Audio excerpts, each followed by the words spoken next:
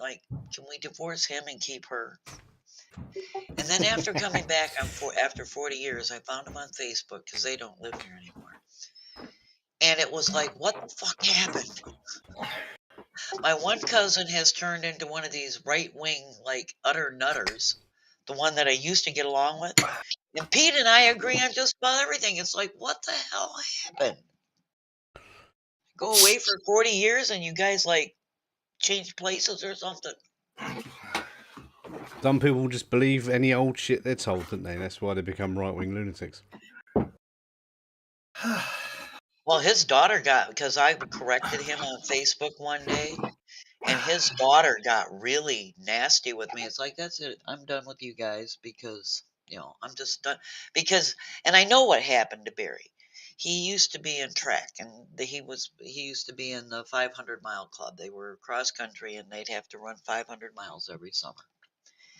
And him and two of the guys that were his best friends in cross country all ended up the same way. One of them I had to block on my face because it's like, Gary, just don't even try to argue this point with me. You don't know what you're talking about, and I do. So obviously you don't remember me from school days at all, do you?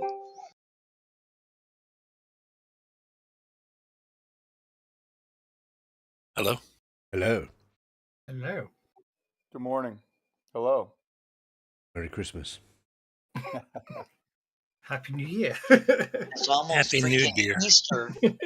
Santa Claus is coming to Henry, town. have you played since Pathfinder since the update? We played on Tuesday. I was getting all sorts of weird stuff yesterday. So we'll find out. Well, that's Fantasy Grounds. After every update, be warned, Oswald, we're going to have all kinds of weird stuff come Tuesday. But we shouldn't have tokens going missing. It wasn't error messages. It was that, like, for instance, all range spells were giving me the out of range message. We're giving players the out of range message. And then magic damage was not fighting, in case anyone's watching. I don't want to give spoilers, but not that anyone, But the imprisoned Bargist that was at the very end of book 1. That spoilers. Yeah. Actually, I can't remember if it was him or if it was the crustacean, but regardless, one of them was only magic damage, and spells were not registering there. Come on, we'll see if it works in this and see if we get messed up in this. Well, this wouldn't be the path. This isn't the Pathfinder. Yeah, but it's all the same basic stuff, isn't it? Yeah. It's all built on the same core, isn't it? Pathfinder Swade is the core. Set.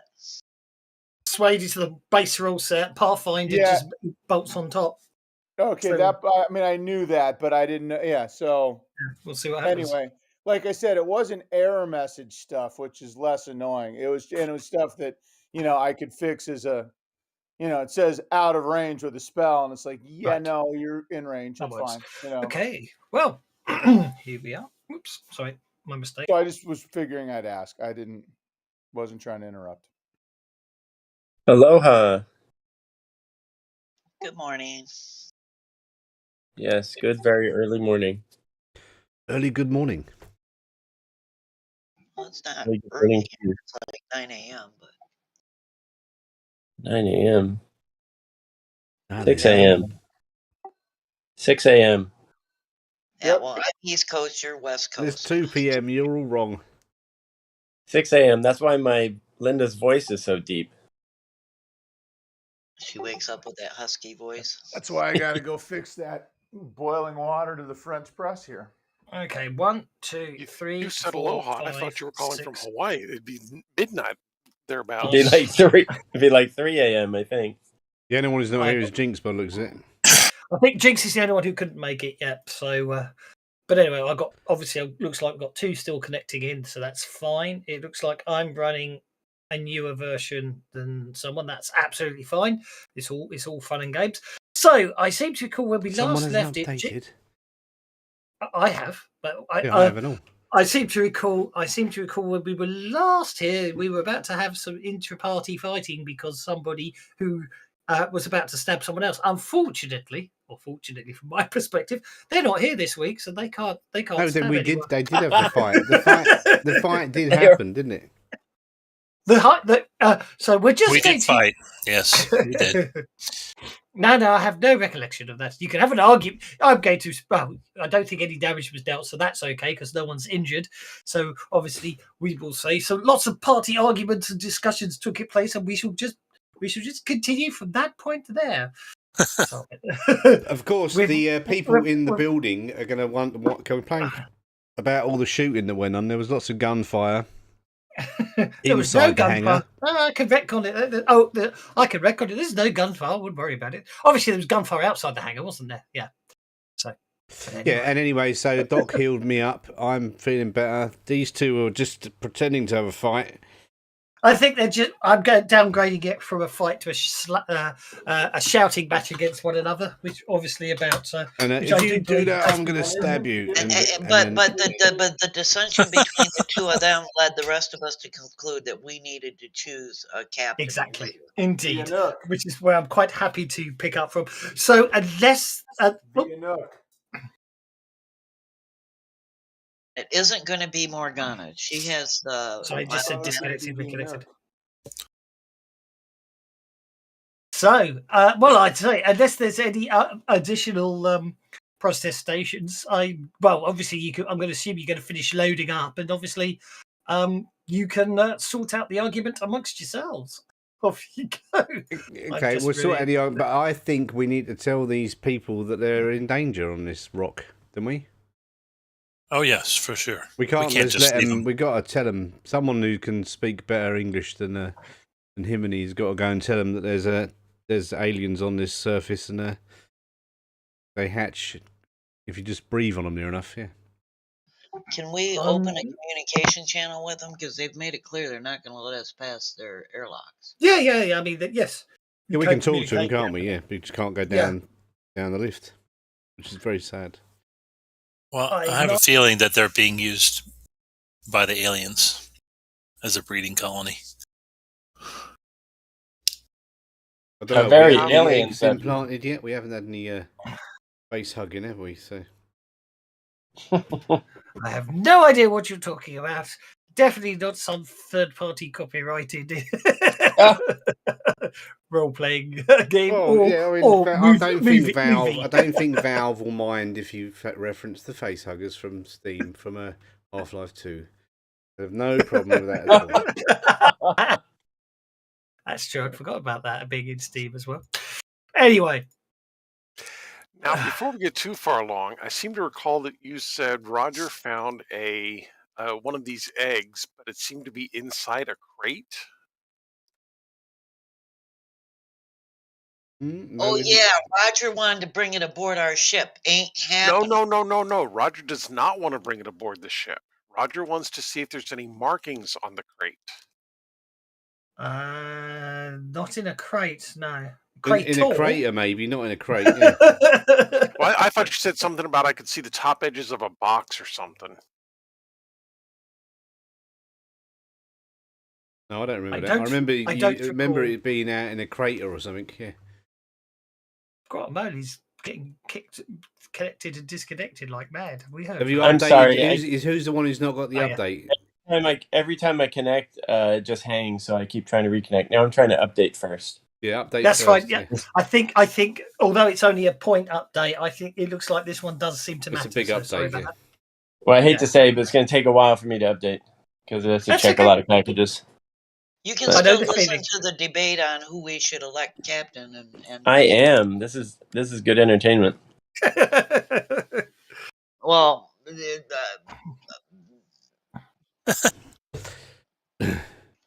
we just draw short Morgana straws. will toss her vote to whatever you guys can agree on, and retreat to the engine. Oh, by the way, do I have something I can use other than the engine room as a workshop or repair shop?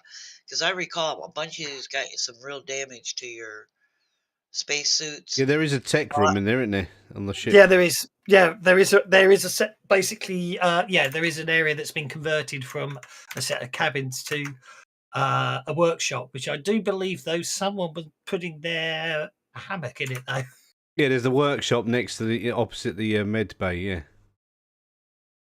I'm trying to decide whether I like the new minimised sidebar or not at the moment. Because as I recall, Bungie has got some damage to your spacesuits, and while I was able to do temporary repairs to keep you alive out there, I need to take them and do a more completely repair on them. Yeah, well, I've got in swap suits and come out and got a new one on. So yeah.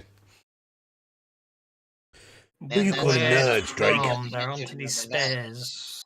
I'd need a little. There's no spares. Of course, there's spares. No, we're an efficient, well-run ship. You bought suits, didn't you, to come out with? You can certainly equip some spares, but I don't recall anyone saying when you went shopping you were buying some spares. Oh, I definitely said we're going to buy 3 spare suits each, is what he said. And and Jinx said he's going to pay for it all as well, and he can't argue because he's not here. No.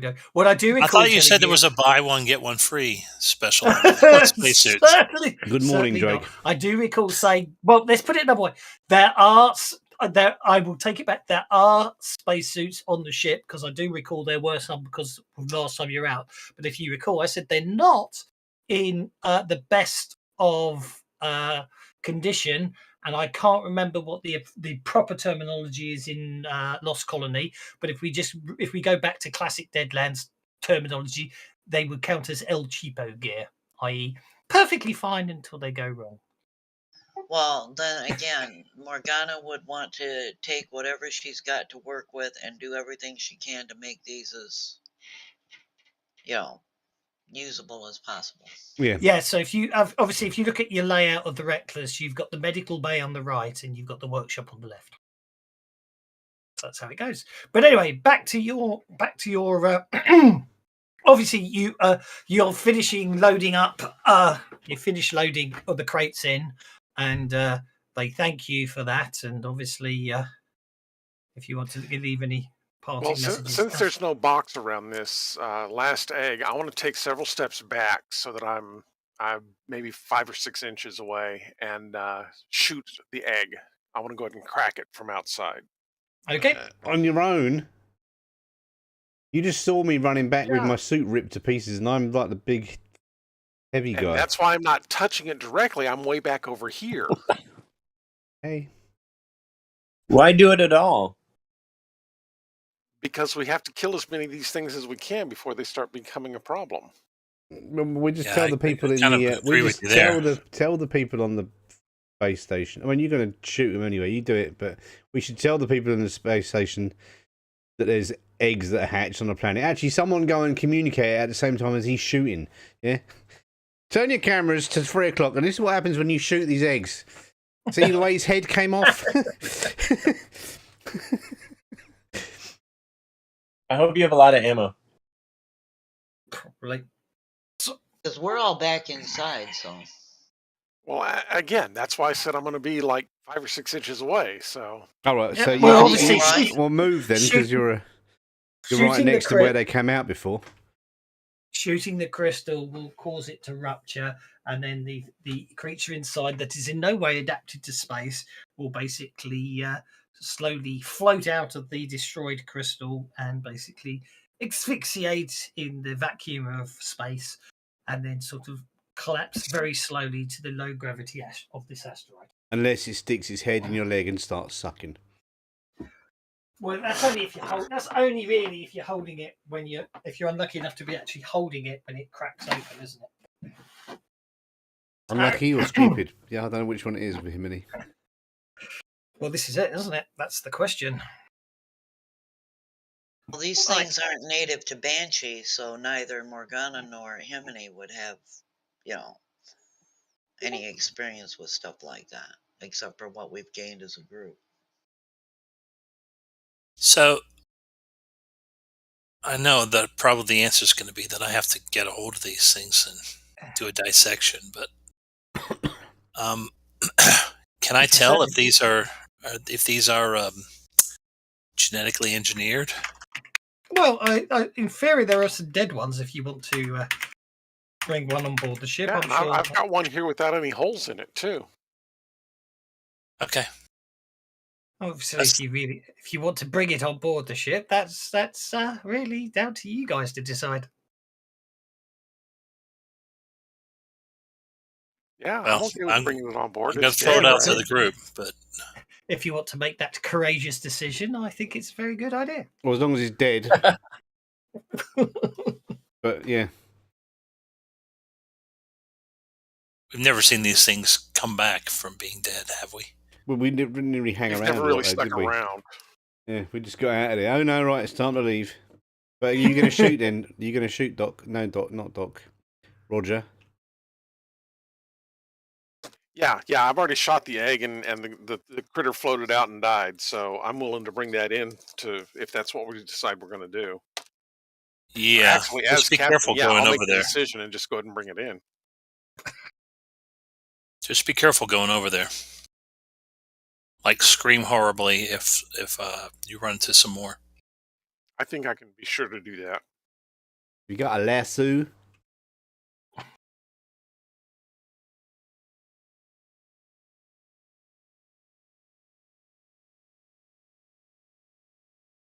It's all gone. Deckard is trying to figure out which sidebar is optimal, whichever one you like. This is Fantasy Ground, no such things. I leave it open. I'm not bothered about. To be honest, if you can, once you can remember what the icons are, where they're all, what's sorted under what, I suspect the minimized taskbar, if you've got limited real estate, will be very nice. I have to be honest, at the moment, you can mouse over them and see what they are. Yes, you can mouse over them. That's where I'm at too, is having them at the icon only and letting the tool tip tell me what's up. Yeah. I tried that, but I've already gone back to original style. Already. So when I was running yesterday, that's what I did too. As a player, I think it's a little easier to have, Yeah, because you use it a lot less, right? So right now I'm messing with it just with the icons, but I agree with you. Running, it was easier to have it all spelled out for me. Yep. I am an adventurer. Okay. Sorry, I spent too much time. Please. Yeah, so you're bringing one in back on board. That's absolutely fine. I say I spent too much time this morning drawing line of sight. We're bringing one of these things on board. It's dead. It's okay. Oh, Don, Deckard's gonna register an objection for this. No way. Have you run this by Morgana? Your objection has been noted. Thank you. Did Morgana hear any of this? Well, where are you taking it to? The med bay? Yeah. Well, then we need to be all fully armoured up and ready for it in case it does wake up. I'll stand nearby with my Morgana's not in the argument. She's gone into the workshop with whichever of the space need repairs and is working on that. Okay, the Reckless. Here we go. Let's get back onto the Reckless then. So we're going to clear any card bonuses for now. So Roger is heading to the med bay. Linda never saw aliens, so she has no objection. She doesn't know med bay. I'll go to the med bay as well, since we're examining an alien. I've decided the easiest thing to do is probably just put you all like so. The thing is that he does have a point. We know that some of these have dropped onto Banshee when we destroyed that one asteroid or whatever. And it's probably best before we have to deal with them on Banshee to know as much about them as we can. I don't care about them in space, and if they want to eat this space station and these people, won't do anything to protect themselves, not my issue. But if it's going to affect Banshee, then she'd, be a little more. I mean, if you did you actually get around to telling him, or did you just bring one inside and left your ship there? I can't remember what the. Well, I wasn't hiding it. I'm very obviously walking. I've got it like by the tail no, of no, it, no, arm's no, length. no. So. I meant the miners. I wasn't sure if you actually got round to telling the miners in the end. Oh, someone must have told him. Yeah, yeah. So we'd have got Jinx doing that since he's the face man. Yes, Jinx is the face man. He's obviously explaining the situation. Whether they believe him or not is another matter. I really wouldn't worry, and I'm sure no one would be so evil to send a family out to explore it later on. Definitely not. You send a family of children out to go and find. Yeah, of course. No, they won't do that. And if they do that, it's not our problem because we're going to be gone. Taking our stuff back and getting our payment for this job that we're supposed to have finished by now. Exactly so.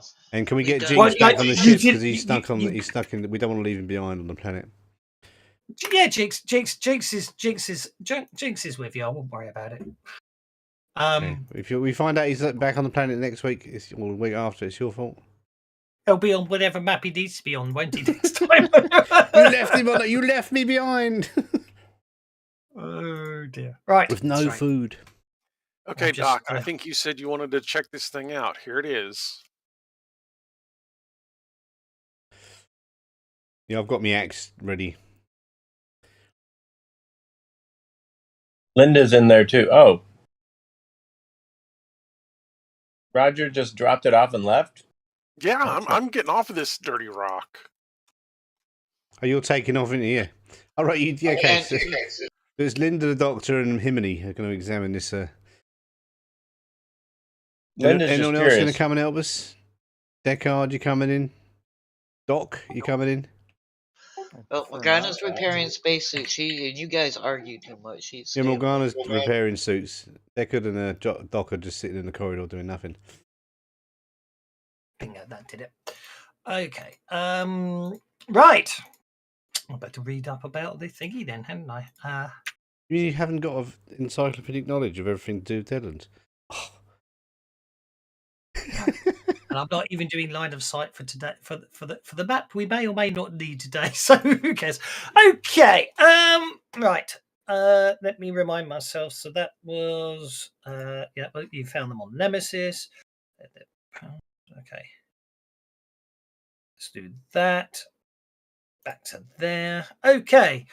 So okay, looks like Decker's gone back to his cabin. Morgana's repairing spacesuits. Doc's wandering around the corridors, and Linda and Himini are in the med lab. Where's Deckard? Over there. Cleared off to his bedroom for some reason. Doc, you coming in? Thank you. Were you AFK, Doc? He may be AFK. I think he's still AFK. Is he the one who wants? I assume he's the one that would have performed the autopsy, wouldn't he? If people object, I won't bring it on. I'm just. It's already on. It's on, and we're taking off. It's on. It's right there. Start your chopping. And since it's not a human, it would be a necropsy, not an autopsy. Okie dokie. As far as you know. Let's have. No, if anyone wishes to assist the doc, they can obviously make science rolls. Oh. Science. Let me look. SCIENTS rolls. I think I'm actually good at science. Rolls. Let me check my science. Am I making a science roll too, or a healing roll? I think for you, we'll probably say I will give you the choice of science or healing because obviously it is an autopsy, but obviously you know what I mean. I'll Linda, the doc the benefit of the choice. Linda's happy to help. She's very scientific. That's right, because it's a med lab. There are consoles and scanners in there, so if anyone wishes to assist in the but basically to assist, you need to be in the med lab with the doc and the sample, and then you can make a science roll. That's not a problem. It's very courageous of you all helping the doc like this, you know. Linda never watched Alien. She's not courageous. She's just curious. Okay, you want me to roll? You know you're going to stand outside and not help. I'm going to stand outside. Do you want me to roll? That'd be a good move. Yes, please. It's probably a good move, Deckard. Don't worry. But I could just be winding everyone up. That will give the doc a +1 bonus. All right. Well, here goes nothing. as she's analysing the samples you remove. Hopeful. And then I didn't add in the +1. That's okay. That's a 10. That's a success with a raise. Okay, so basically, this creature. I must admit, actually, my word. Hang on, they can't be the full size ones. No. So it looks like a foot-long millipede with black chitinous shells. It has these large mandibles protruding from a circular maw that is lined with teeth. And your analysis seems to indicate that a corrosive it has a corrosive saliva, so, which obviously helps in digesting content, whatever it's consuming at the time.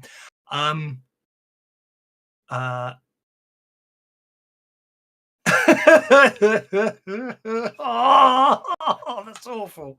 That's brilliant, but awful. It's an extra cholesterol.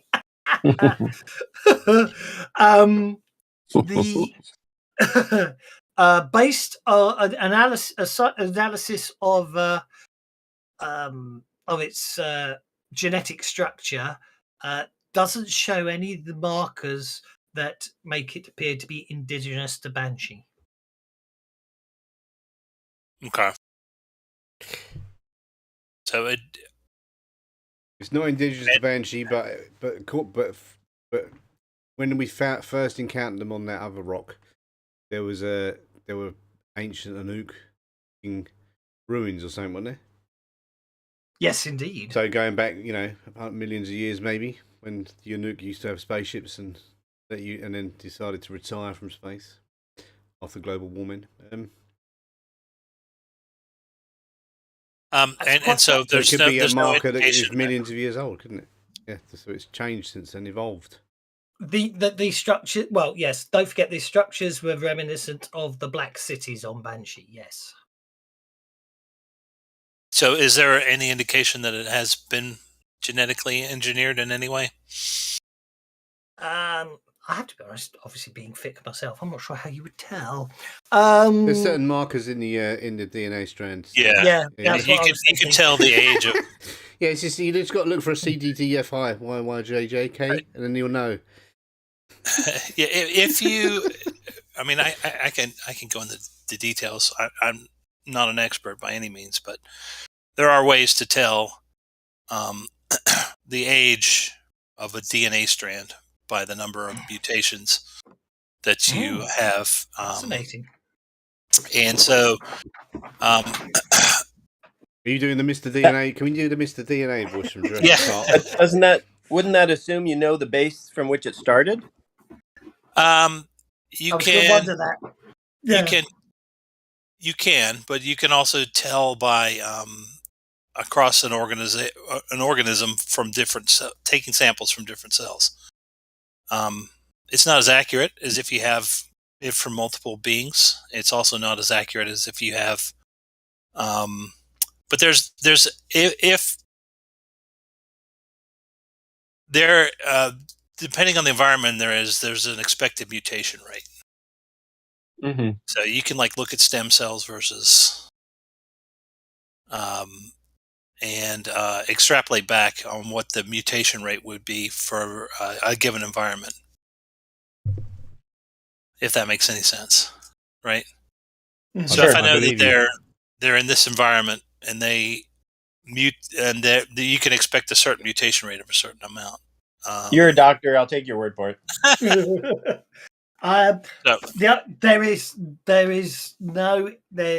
What is clear from the autopsy is that they're in no way adapted to survive in space.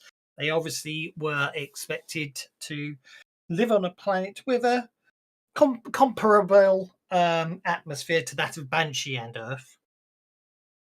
Okay. Is there any of the have we got any of the rock from the planet the shell that they were in? Was there a little bit of shell stuck to the forehead where where Roger shot him? Definitely not. Definitely not. Afraid not.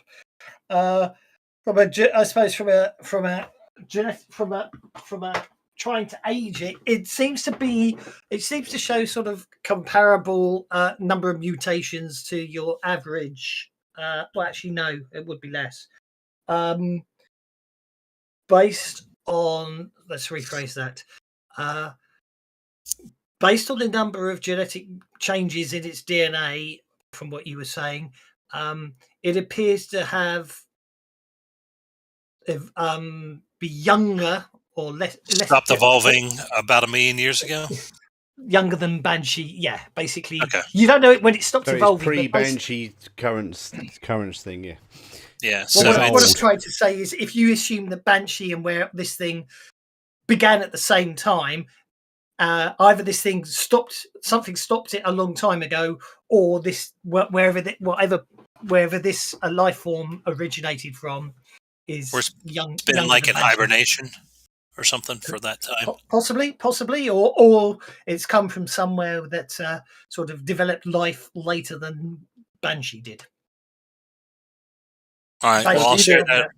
I'll share that with the group. It's either artificial or it's been hibernating for 1 million years or whatever. It's probably been hibernating in space for a long time, isn't it? The system. Yeah. So him and he's going to tell Doc to clean up, and then he's going to throw this thing out the airlock. Okay. Take your samples, and then it's off. We're getting rid of it. We're not keeping it. Morgana's obviously. Morgana's got big equipment in the. No, that I'll take any samples, but I will try and model its cells and everything. I'll take pictures and model its cells in the computers and try and. Yep. Obviously, take a blood sample or a juice sample, whatever it is they've got. I think the only real question is, I think the only real important question is, did Roger wait for all this to take place, or has he already taken off and you're already halfway back to Banshee by now? Obviously not really halfway, but you know what I mean. Oh, we are very much on our way back to Banshee already. Yeah. So basically, you'll just have to flush it out the airlock. Yeah, that was what I was going to do. Flush it out the airlock in space. Yeah. Yeah, and Morgana, you won't have any problem. It's like on Star Trek where they have that little. Do you need a roll of any kind to determine how effective I am in making these spacesuits safe again? No. You've got the workshop. You're competent at your tasks and all that, and you've got all the equipment you need. As far as I'm concerned, spaceship. Yeah, unless the suit's really damaged, and then you'll sort of cobble together multiple suits to make a working one. You've got the time and you don't need to rush. You're okay there. Obviously, in the middle of combat, then it's repair rolls to patch spaceships. So I suspect we know it's about. Oh, I'll work out the timeline and how long it'll take you to get back in a minute. But in the meantime, I think you need to continue your discussion about a command structure. Well, here's the deal. Roger's the only pilot we got, so who is he willing to take orders from? Himself. Or, if he's not willing to be leader, if nobody's willing to be leader, there's one person who's not here. We can all nominate that person. And they can't turn it down.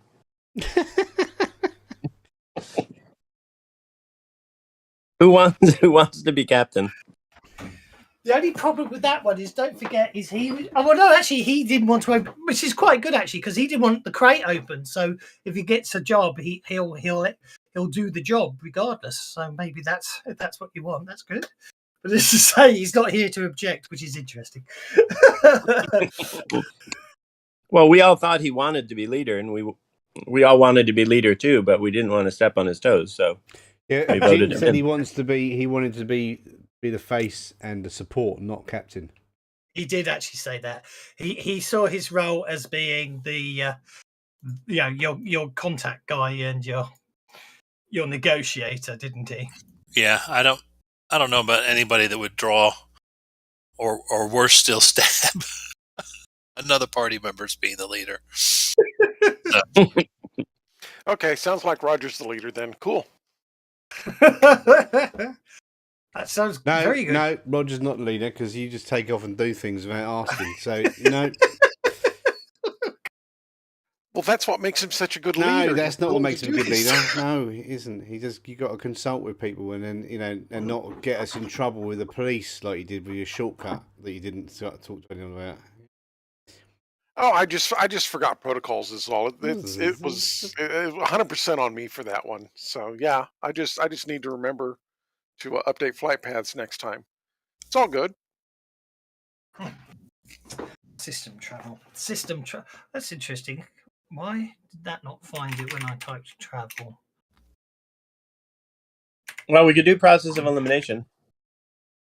Linda's not feeling like she's the candidate. She's not even sure how she got here.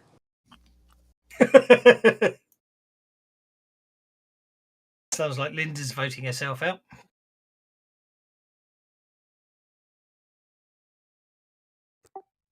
Deckard nominates the Anouk. Intriguing. Morgana keeps saying she's in the engine room. Not sure she's even here. No, I'm in the repair room. She's fixing up the spacesuits. If you guys, want to come and consult me, I'm here working so you guys don't die in your spacesuits just by putting them on. You find the value for both the starting point and the end point. Subtract the lower orbit from the higher orbit. So you're going from Belt 5 to Banshee 3. That means that's a modifier of 2. Okay. And then 2 plus 1d12 days. There we go. Because obviously everything rotates. Oh dear. It's 12 days back. So obviously, which is quite in keeping actually, because it's only a couple of days after you left. So yeah, it's going to take you 12 days to get back to Banshee, which is fine because you got the delivery there on time. There wasn't any limit on how quickly you got back. Well, that's enough time to rock, paper, scissors a leader into power. Well, this is it. Okay, so Deckard nominated the Anouk. Linda bowed out. Morgana would have voted for the Anouk because being Banshee born, she has a lot of respect for the Anouk.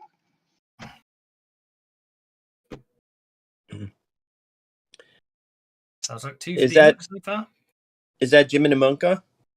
Jiminy, yes. Jiminy. Okay. So the only 2 people left are Pants and Roger. Do you guys want to lead? It's kind of clear who Roger votes for, so. Roger votes for Roger, okay. Roger votes for Roger, which is his right, of course. Pants, do you want to throw your hat in the ring? Is Pants here? The doc is indifferent between those two. Could be either one.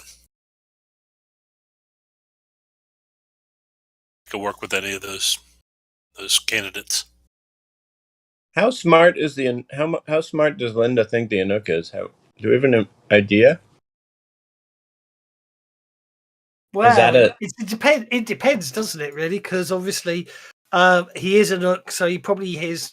It really depends on what you want to grade it on. When it comes to technology and stuff like that, he's probably. Why is my fantasy grounds having a real horrible time? I can't see any stats on anybody. I think my fantasy grounds has frozen. Well, I can see nothing for me. Just the doc's moving around very slowly for some reason. Something's going on. I don't know what's going on there. Let's see. Is it possible to look up the stats for another player? Did someone just go very deep voice like their computer's going funny? No, I don't know what you're talking about. Let's be honest. Hibidi's obviously. Hibidi's muscle. He's not smart, but he's but he's not but he listens to people. Yeah. Well, my thing about Himini is the fact that he's great as far as Banshee goes. We're not going to be on Banshee all the time. Look where we are right now. This is a perfect example. What's your spirit, Himini? Oh, he's 8.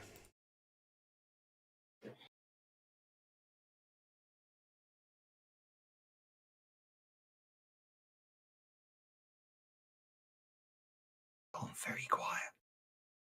It's 8. How about you, Roger? I've got 6 across the board except for agility. Fair enough.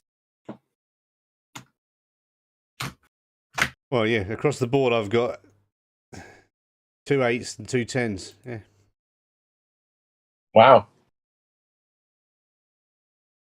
Because he's seasoned, didn't he? He got an edge that He's put got him the way old veteran of the old way out west. And who's that? That's Jiminy? Yeah. So you have smarts. You said 2 and 2. What's the fifth? My smarts is rubbish. Yeah. Oh, okay. Yeah, I was going to say. It was interesting. He didn't mention his smarts when he was saying his stats there. Right. Is there such a thing as a D2 smart? No, there's not. Okay. Technology is no good at, but nukes aren't very good. It's called a D4 -2. I have to say, I'm not. I think would be vulnerable if we have somebody with no smarts as captain. So I'm gonna throw my vote. It doesn't mean captain. It doesn't just because he's not smart and captain. Captain just means when in times of crisis or final say of something, it's like that. But it doesn't mean obviously you wouldn't defer. But as I said, you're a party at the end of the day. You obviously the idea of the captain is just to stop. You don't need a captain if you don't want to. It's just a case of when you have these situations where someone's going to stab someone. Yeah. Yeah, that's the only time. Okay, well, Roger's very decisive, and if we only need the captain at decisive moments, it's good to have a decisive captain. The problem is Roger takes liberties with his decisiveness, so he's not a good default captain. Like everything's urgent to Roger. It's like, oh, let's just do this. Boom. Oh, I didn't ask because it was. It's really the person you want. Someone who doesn't want to be captain to be captain. But that's sad. I don't know about that either. I think there's some truth to it, but yeah, but I like for me, for instance, I have other duties. I don't need to be captain and chief medical officer. Yeah, so he says he'll be captain. Woo! I'm definitely getting some interesting lag today. Is it with the map? Does this why don't we vote on it? Any movements on trying to move windows on fantasy grounds is definitely causing me some interest. Well, I updated, so don't blame Linda. Mine's running okay today. Morgana doesn't care as long as you stop looking at her like she should be captain, because she ain't doing it. I say we give Jiminy a shot, and we reconsider if it ends up being a stumbling block for other planets or. I say we develop an anarcho-communist syndicate. Good stuff. Right. No, there's definitely something going on, but I think it's Windows having a. I thought you was in bed. Go slow salt, but not nothing. There's CPU's low, memory's low. There's no Discord network activity. It's just having a sulk. I can live with that. Okay. Well, it sounds like this will be an ongoing debate, and 12 days later, you find yourself in low Banshee orbit. Yeah, let's go and get our money in it and extra spacesuits. As the gravity drive is turned off as you come out of gravity drive back into, sort of just traveling at 10,000 miles an hour rather than faster than that with your gravity drive. Obviously, 0G kicks in. And, I assume you're heading back to Temptation for payment. Of course. Sure. Yep. I can't remember. I cannot remember what the agreed payment was, which is helpful. 25,000 credits each. Somehow I doubt it. Well, I'm sure that was what you said. Yeah, there's no way we would have taken the job for that amount. It had to be more. GM knows us. I can't remember what. I really cannot remember what the deal was. I don't know. No, just... we didn't. You didn't tell us what the deal was. It was just like, here's the payment. Is it? This is the mission. Go and do it, or is it? That's not. We've already done the one that was payment for 2,000. That was another mission, wasn't it? Yeah, exactly. Sorry, no, I've just realised they've changed the icons for the very top, so it's all in this. Yeah, I've got to get used to this new toolbar. It's definitely throwing me slightly. That's the party sheet. New icons. I like them. What the hell's going on?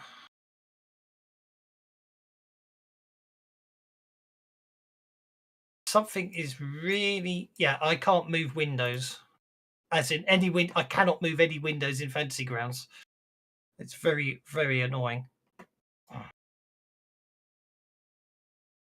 So I can't actually pay you guys. There we go. That said, once we get back and we turn in for the bounty, can I play this card?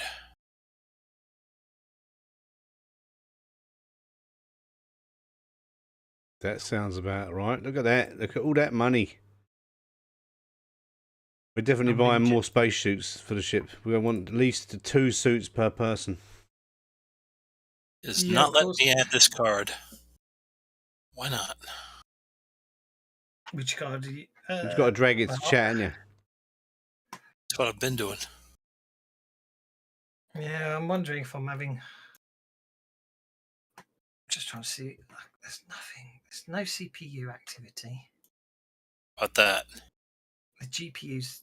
There's something very funky going on with my machine today. Okay.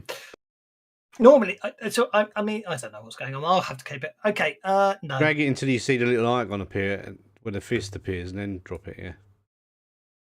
Yep. That's what I'm doing. Dragging it into chat. If you bear with me for about 20 minutes. Oh, you shouldn't. Probably because you shouldn't have 2. Well, I got 2, but I'm seasoned. Yeah. So am I. Oh, fair enough. But yeah, it's 2 cards, but only play 1. Well, I take it was Renown, was it?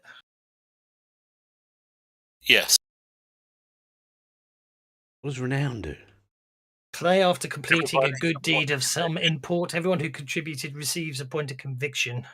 I figured that taking that food to the starving colonists was a good deed of some import. Okay. I really, really, really, really, really wish there was a... I'm not... You want to restart it? See if that fixes it?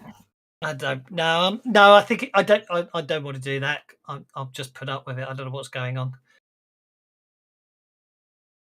Well, once I updated it, it was easy for me to reconnect. So. Yeah, no. It's not that. I don't think it's Fantasy Grounds. I think. Well, I don't know. Actually, I don't know what's going on. It seems to be sort of...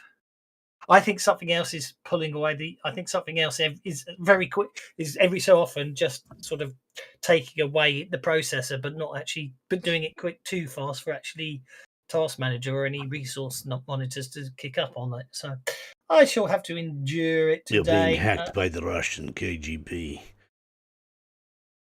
I hope not. You're not being hacked by the Russian KGB. You're a very important person.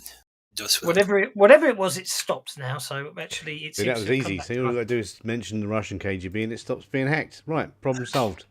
Please don't keep mentioning the Russian KGB when I'm streaming, please. What about the Irish KGB? Well, they're not the KGB anymore anyway. They're the FSB. No, they're not, are they? I know they're not. I think it's the FSB now. Yeah. Federals, yeah. I got some email about I got an email from somebody keeps some security thing that keeps... Obviously, I must have used a free trial or something in the past, and they're telling me they're blocking 10,000 attacks a day on Ukrainian servers. So it's an interesting one. I must admit, if it hadn't been for the fact that it didn't show any disk activity, I would actually have figured it may well have been my my backup just kicking in and offloading stuff. Which so. But anyway, we won't worry about it. My computer seems to be happier now. You have been paid, and let's get back on track. I've got very distracted. I got myself very distracted with everything that's going on. I apologise. That should give everybody conviction, right? A point of conviction. Yes, I did. Good, good. And so remind us what conviction does. When you spend a point of conviction, it adds a D6 to all your rolls. You spend it like you spend it you spend it like you spend a penny. It will add a D6 to all your rolls, and it only lasts for one round. But at the start of your next round, you can choose to spend a penny to keep it going. Fisher, that was it. Fisher, thanks you for. It does appear surprised that you actually managed to achieve the delivery on time. Even more impressed that you didn't have any problems. It would appear that he's used to people giving him problems. He goes, well, yes, I did. Well, myself, I don't have any work for you at the moment. I do obviously have contacts here and there, and I am currently acting as a broker for a straightforward courier run. I just need you to take basically an individual just requires someone to take a package out to, and at this point I forgot where I was going to put it. Sorry, hang on. I need to look at the continent of one and find my map, because you are in Temptation. And you went out to the Chorus Research Facility before, didn't you? Basically, yeah, it needs you to head down to need to head out into Red River Valley area, and there's a mining colony there. They're mining ghost rock they're searching for ghost rock in the mountains north of the Red River Valley, and obviously there's a secure message that needs to be delivered. As I say, it's not the best of playing jobs, but obviously it will. Although I am not entirely sure who is the delivery is for, and obviously the message being secure and encrypted, I daren't look at it, but it has some markers on it that seem to indicate that it's of high importance. We'll probably put all of us in the good books with some influential individuals.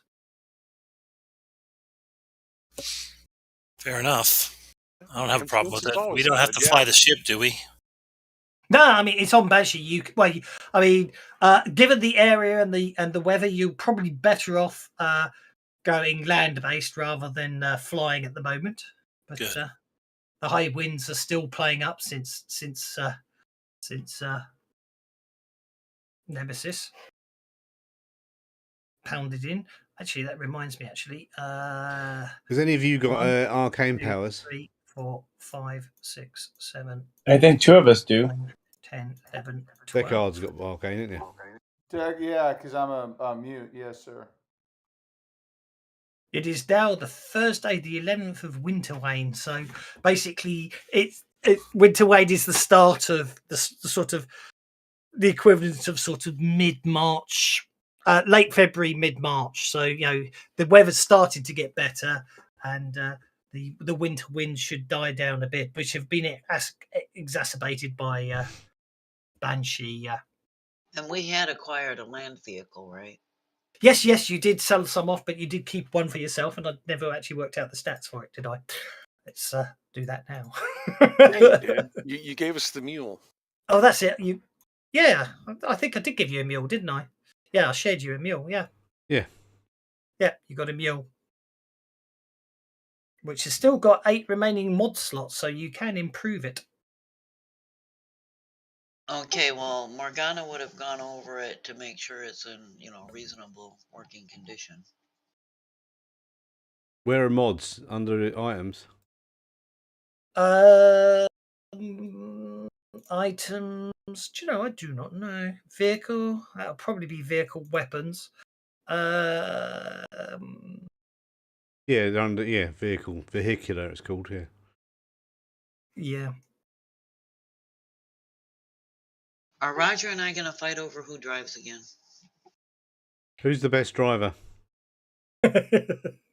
Oh, if you want to drive. I don't have a problem with that.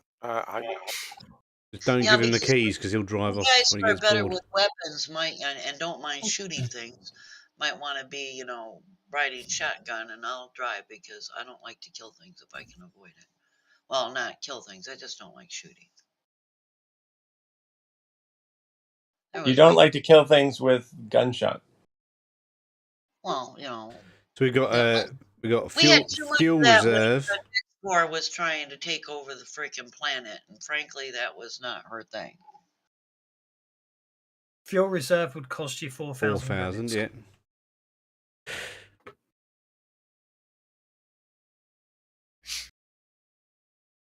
Well, we can't afford a sensor suite. Tracked would be good in case someone nicks it. The pay for delivering this message. No, tracked is it's completely like different from what I tracks. thought it was. Yeah. GPS. Just plug in a GPS system on it. Yeah. We've already got a reinforced chassis. You got two times reinforced chassis. Yeah. So that's the point. That just because you got 2 times reinforced chassis doesn't mean you can't, unless there's a limit on it, which up to half of size. So we are reinforced you're, as high. You're up to your limit on your reinforced chassis, which is speed limit. You can, well, actually, it doesn't appear to be a speed limit modifier apart from the cost of it. That's a spaceship mod, even though it says it's a spaceship mod. So I think the speed is wrong there. So we might want to consider, given that things are so unpredictable on here, amphibious. Not a bad idea. How much does amphibious cost? Hasn't got a price. Well, that's an interesting one, isn't it? Because I was just looking at that because the vehicle modifications in the original don't appear to have cost. Oh, that means they're all free. Excellent. No. I should check that one out. Rulebook says nothing, so it must be free. That's a very interesting point because someone missed them out. No, because those, if they're in the core rules, they were in suede, so it's not my mistake. All vehicle modifications are rare, so we've got to see if they're available when you do them. Maybe the standard ones aren't available.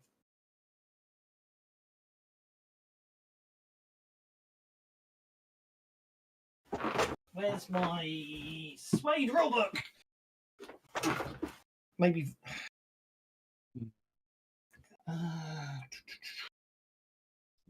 Vehicles. What we could do with is just putting a big fat cannon on top of it, couldn't we? Well, yeah. I mean, I think vehicle weapons can be fitted for mod. Hopefully, there's a mod cost in vehicle weapons. Vehicular weapons, vehicles. 83 to 85. I think the modifications in the core rules were literally. It's got prices for weapons, yeah, but they're expensive. Oh, and some of them ain't so bad. Okay, 75,000. 70. Yeah, we can't afford any of these apart from a flamethrower or a machine gun.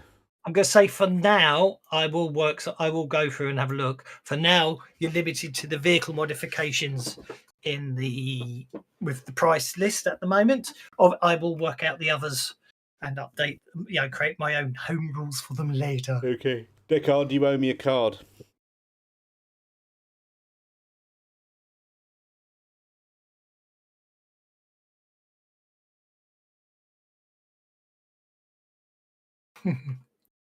So. Yes, I like this card. Oh, One of my players played it twice in a row before I managed to get revenge, so they had a big fat monster fight to do. I figure you're captain, so you can decide when to do it.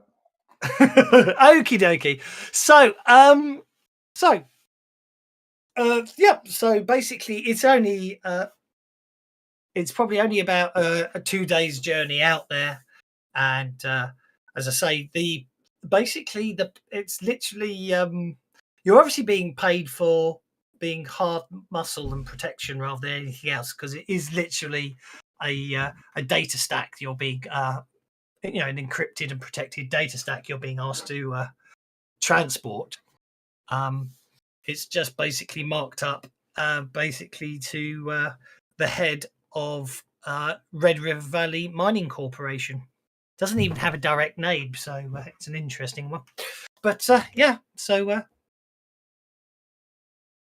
you head on out. It's an uneventful journey north out of Temptation, and then you basically take one of the well-travelled tracks along the Red River Valley, camping out the first night in the valley floor with the sound of the river nearby. You're able to catch some good fish with him and his help. And the next day, it's mid-afternoon when you find yourself arriving at the settlement, which I do believe I do have a nice image of. No.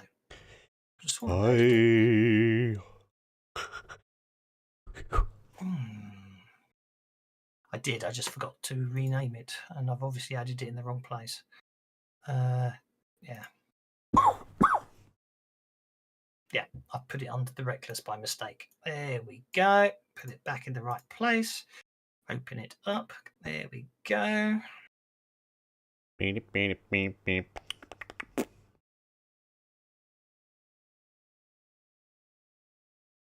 And yep, that's all good.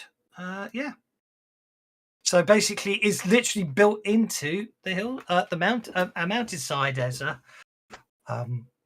does appear to have a landing bay area, which is useful to know in the future, a docking bay, and it seems to have some sort of protection from the outside, and everything seems relatively quiet and peaceful as you approach.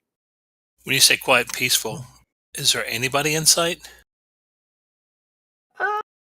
Well, from where you are outside the walls at the moment, you can't see anything.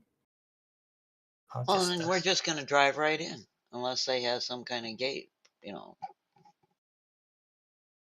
They don't have a gate, no. Then if Morgana's driving, she'll just drive right into what appears to be the entryway and park over by those stairs, and we'll go from there.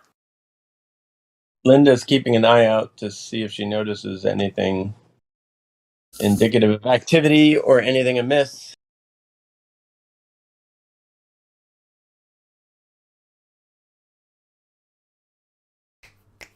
Let's sort this out, and then she's feeling much better now that there's solid ground under her feet. Oh, there you are. Real gravity, as it were.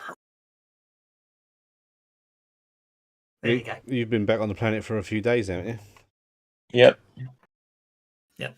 As I say, I haven't got around to line of sight on this map because I forgot to do it. I was too busy doing line of sight on other stuff, making modules earlier. Unfortunately for myself rather than anything else. But anyway, there you are. At the moment, that's why you can't see anything, because you're approaching from the east side and there's a wall between you. There doesn't appear to be any comms chatter, and it doesn't look like they're broadcasting anything up with that nice, impressive dish at the moment. Do we know who we're delivering to? The manager of the Red Valley mining settlement is all it said. Okay. Which is interesting in its own right. It either means the person who's sending it doesn't know, or for some reason it changes.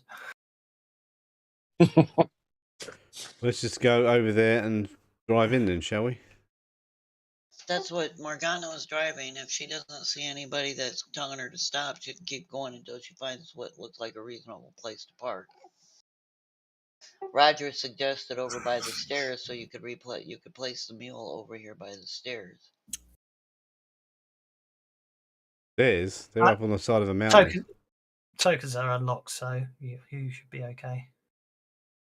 No, these ones right here.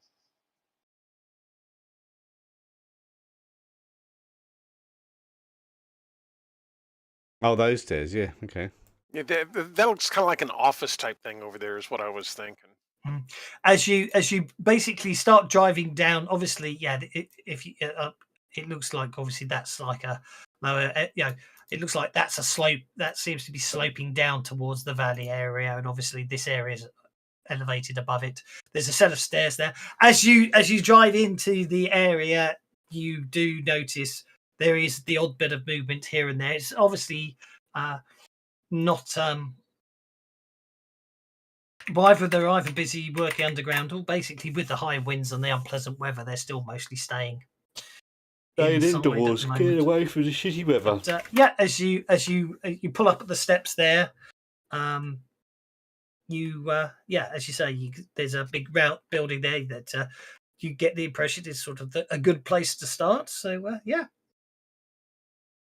Morgana heard a strange noise coming from the engine while she was driving, so she's gonna, jump out of the vehicle and start monkeying around with the vehicle when the guys can do whatever they want to do. Okie dokie. She's not the boss. It's not her job to make sure she meets the people. I have to admit, I definitely. So she'd be positioned outside the vehicle, going over it to see what's making that weird noise. Mm-hmm. Who's missing? Himony is there. Doc isn't there. Now, are we in spacesuits or are we in the? We're okay. We're in. You're on the surface of Banshee. Oh, maybe it's time to talk about the other flaw I took. Nudist. What's it called? What is it called? Nudist. Nudist. Nudist. Quirk, nudist. I like to walk around my balls hanging out as much as possible.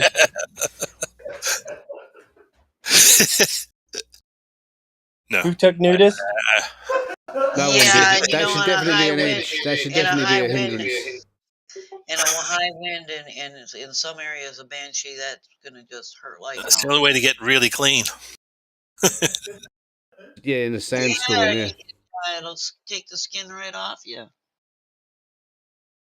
Yes, no skin, no odor, but... The hindrance already existed. I would say that's a quirk, isn't it? The quirk being is you... Oh, that's true, yeah. It would be, I would say, being a nudist would be a quirk, because obviously the idea of quirk is normal people find it odd, but obviously just because, you know what I mean? Just because you choose to be a nudist is a quirk in other people's eyes, not this, you know what I mean? Yeah, not in your own eyes. There's no nudist colonies on Banshee. Well, there might have been, but obviously they all died when the sandstorm. Well, why do you think they wouldn't let us in at that other colony? Oh, it's because of you, right? Okay. Why is the nudist's nickname? Why is the nudist's name Pants?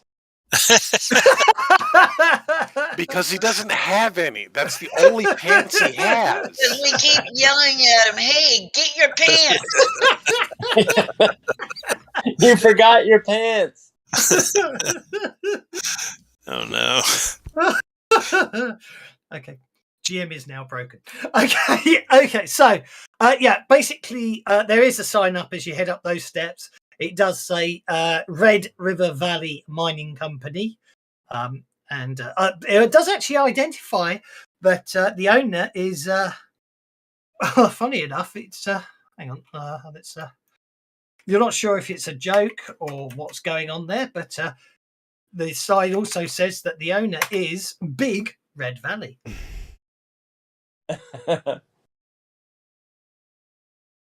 We'll just knock on the door and get in then, shall we? I'm now assuming that that's who we need to send this to. Indeed.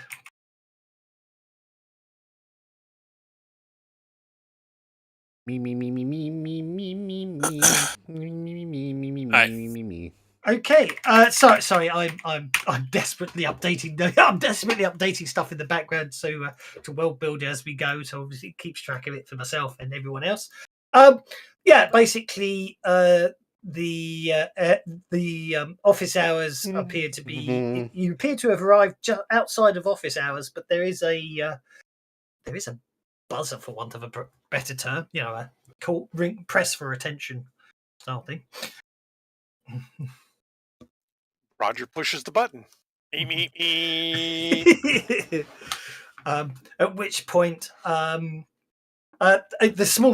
small video display screen appears above where you've pressed, and you come face to face with a rather large human, huge bushy red beard, definitely a bit more on the portly side, definitely has sort of pink rosy cheeks and many a crease line in his face that you will later learn it probably comes from his constant good natured laughter. Good naturedness is always smiling and laughing. But he goes, in the meantime, he at the moment, however, he seems a little more concerned and goes, yes. I got a package for Big Red. Well, maybe this is the answer. Maybe this is the answer to all our questions. Yeah, please.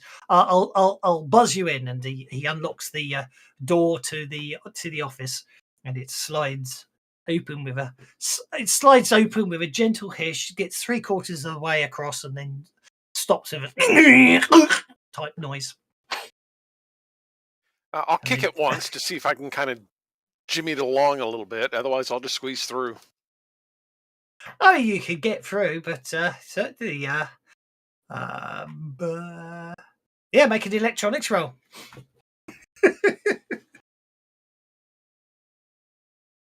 Is there? There you go. Skill for percussive works every time. Well, that's what I was looking for. I was going to say repair or electronics. Yeah, basically, you kick it, and it's like, and then it continues sliding open, and. But inside you find a rather shambolic looking office area. It looks like it's been neglected for a while. And basically coming from a room from behind is in basically standard sort of cover overalls and everything with dust and grime on them. Is the fellow who introduces himself as Big Red Valley. Sorry, he says, my name's Red Valley, but everyone around here just calls me Big Red. Nice to meet you. Need your signature here, please. Okay, he puts his thumbprint on the data stack and it identifies him as the current management. And basically, the delivery package indication changes to site to indicate that you have a right, delivered appropriately. Yes. He picks it up and sort of tosses it down on one side and goes, well, you don't look like you're not the type of people I expected to be couriering such information, but you seem strangely familiar. Do I know you from somewhere? Yes. We point up and say asteroid. He goes, yes. Slaps you, Roger, unfortunately being the closest one, slaps you jovially on the back. That does make you step slightly to one side. He's obviously a bit big and strong and not necessarily too aware of his own strength. He goes, yes, indeed. Well,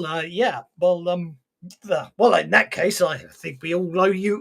We ought to thank you, and I think I should get you all a round of drinks. Please, take a seat. And he starts dusting off what looks like a conference table.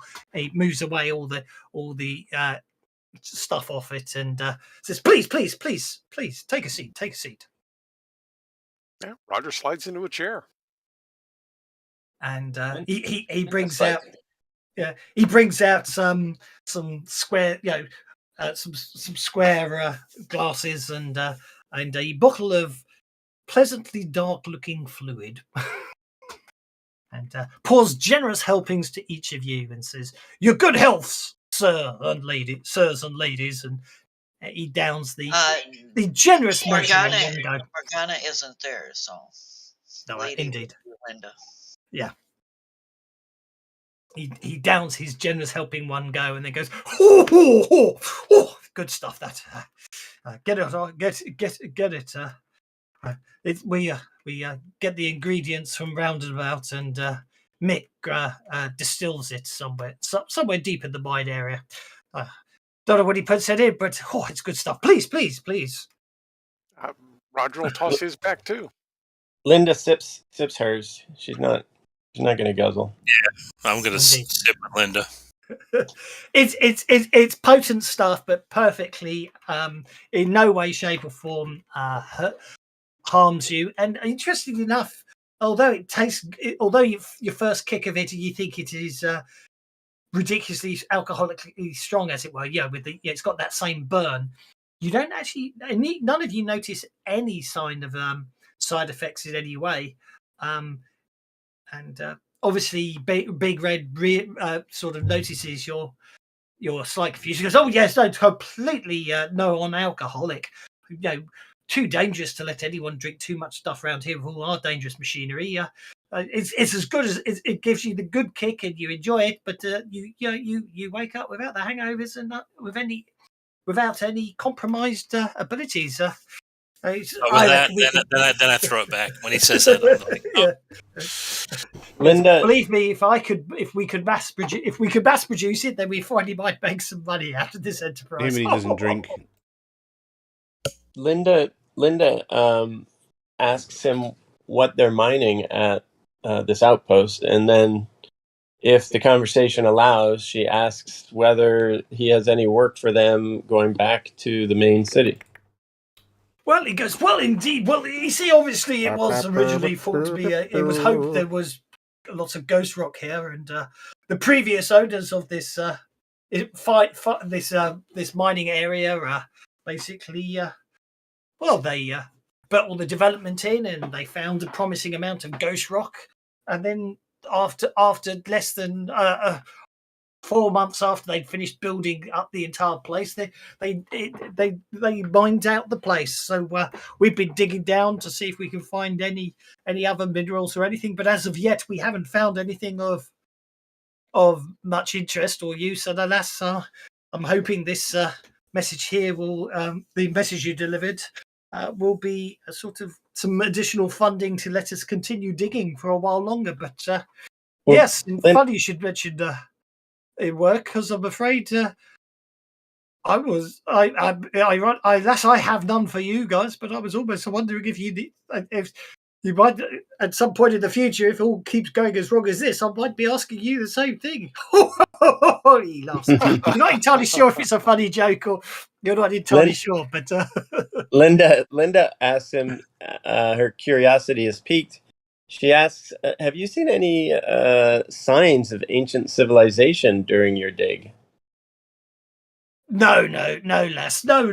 We're just miners. We're not archaeologists or excavators. We're just... of course not. But have you seen any signs, any constructions while you've been digging? Any non-natural formations? No, nothing like that at all. Okay. Tales, but no. As I say, this was very good. This was a ghost rock mine, and that was about it, really. Is there a way to detect ghost rock? Do you have a ghost rock detector to give you a direction where to go, or is that unrealistic? Alas, if anyone had ever worked it out, they haven't told us about it.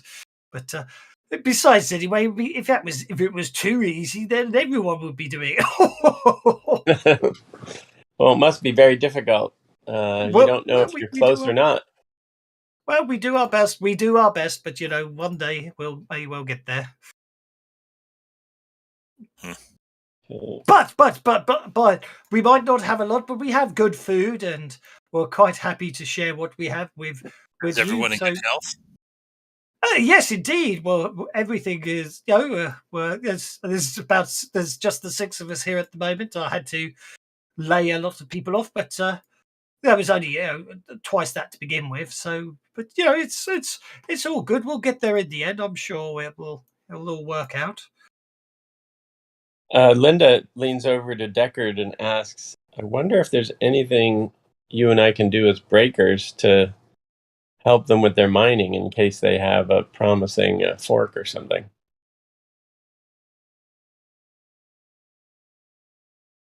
Is Deckard there? Deckard's here. Okay. Are you interested in considering doing some breaking of their into their mind to see if they can if we can help them find more ghost rock? I'm just wondering whether some of our breaker skills could actually help help them. I mean, I could. I wasn't. That sort of seemed a little on the invasive side. It's just a thought. Just wondering whether that's what breaking is good for. I mean, I don't have those kind of powers. Oh, you don't? Okay, that's fine. Per se. I mean, that's really not my forte. I'm a little better messing with electronics than I am with people's minds. Oh, I didn't mean their minds. I meant the rock. Help them with their mining. Not their minds, the mines. Yeah, just sort of basically do some demolition. Okay, yeah. Des Moines, Iowa. Okay, so I mean, I mean, I could help, I guess. I could set the nanobots to try to, Kevin, break is that some of those stuff up. interesting, or is that a not really interesting? Like, is there any hint that they're close and that they could use some help, or are they have enough dynamite to blow the whole mountain?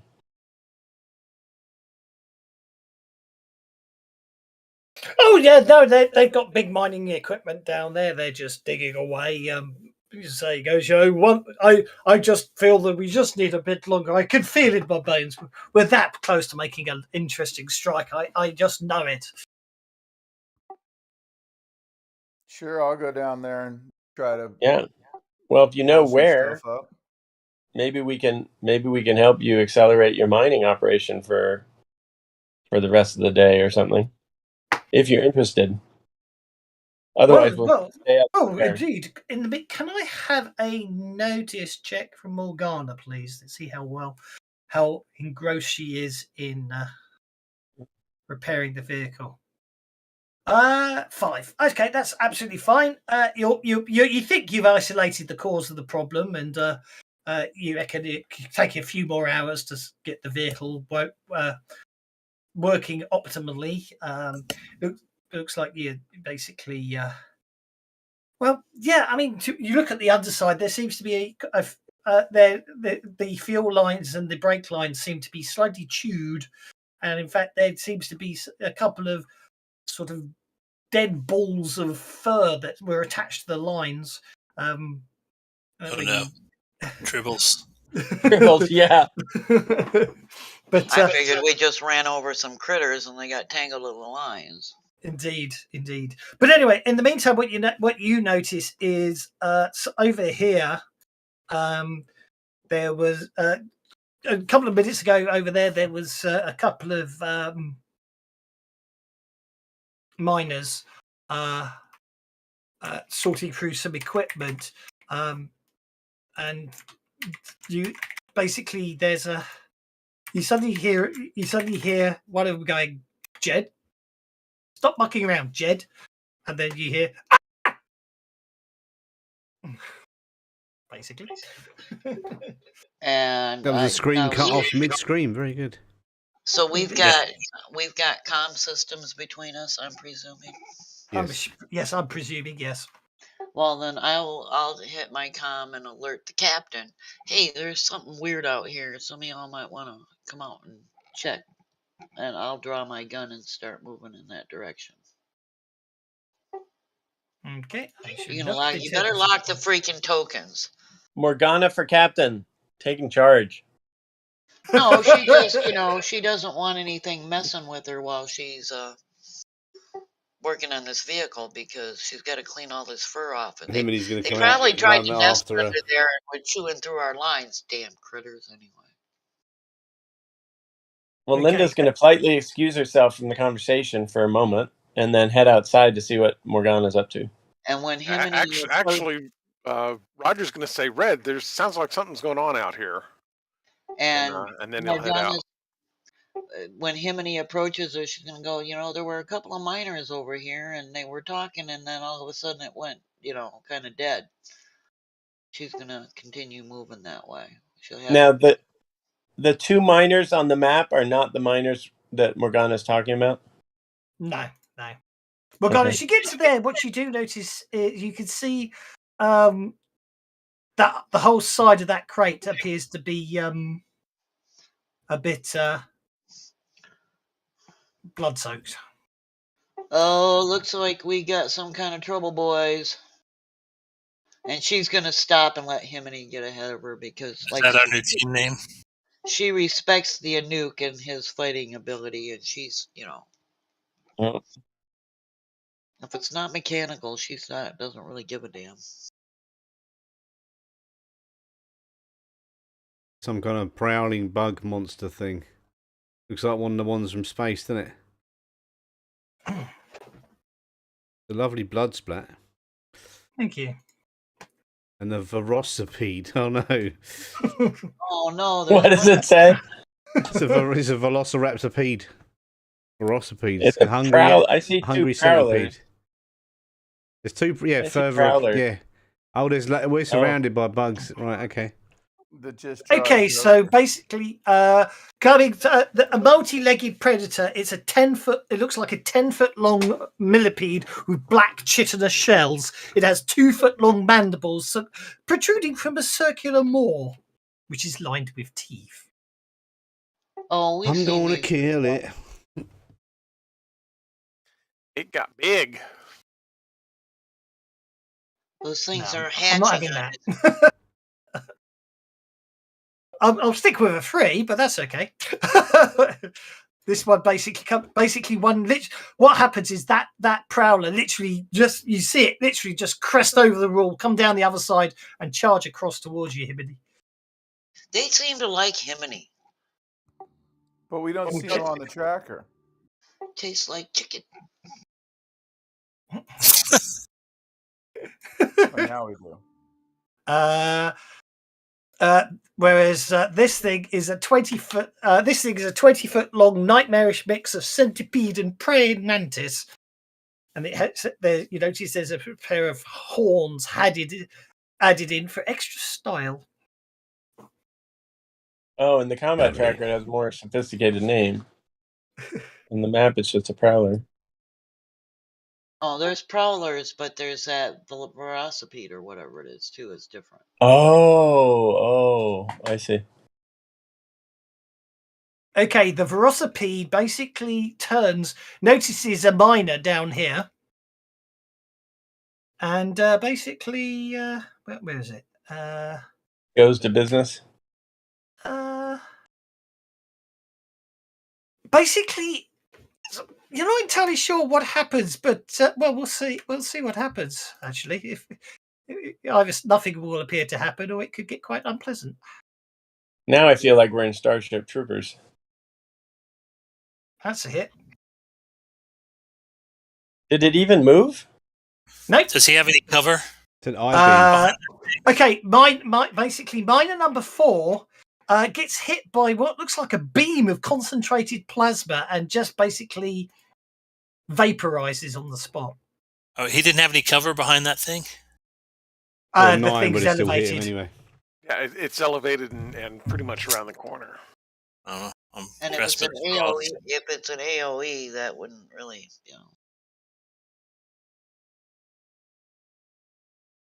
And then when we see this, does it kind of droop with gravity, or does it arch with gravity, or does it go like a straight beam, like you said? It was basically, it literally fired a beam of plasma from its eyes. Oh, okay. Lovely. That sounds safe.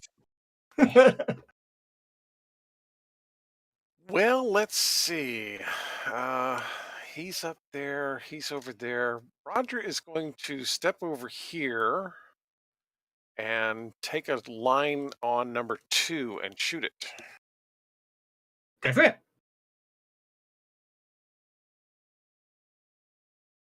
It's literally crawling around the side of the radar dish at the moment. Obviously, with line of sight, you wouldn't necessarily be able to see them all, but that doesn't matter. As I say, I forgot to do line of sight on this map. So take your shot.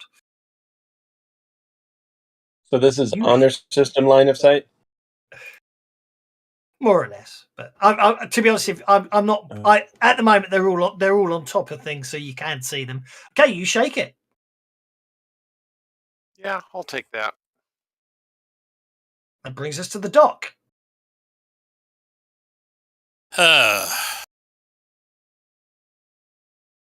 Remind me to buy more ammo.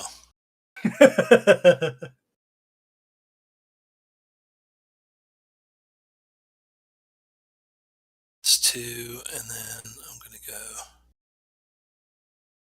there.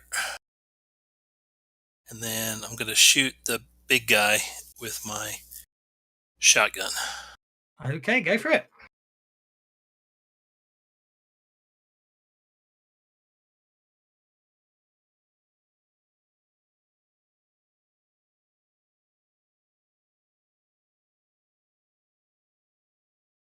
What a fault. Someone has forgotten they have a shotgun.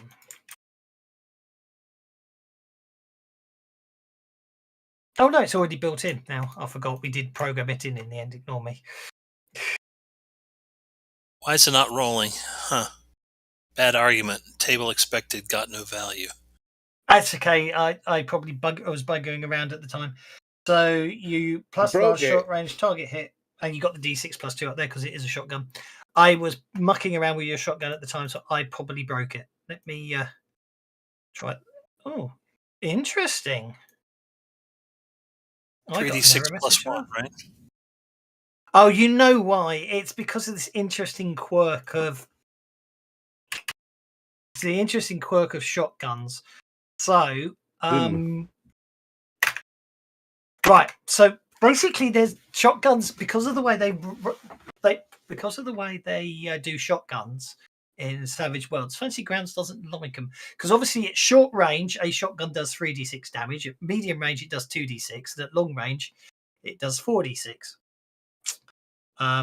So you've got. It's really down to you how to do it. I mean, what I used to do with shotguns was I would used to set a shotgun to 1d6 damage.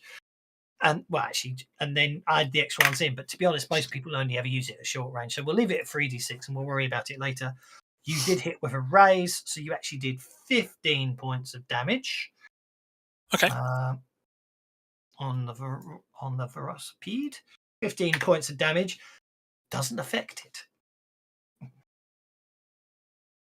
Okay. Yeah, you just peppered its shell with bullets, but they didn't do enough to hurt it. Great. Wow. Yep. You got its attention.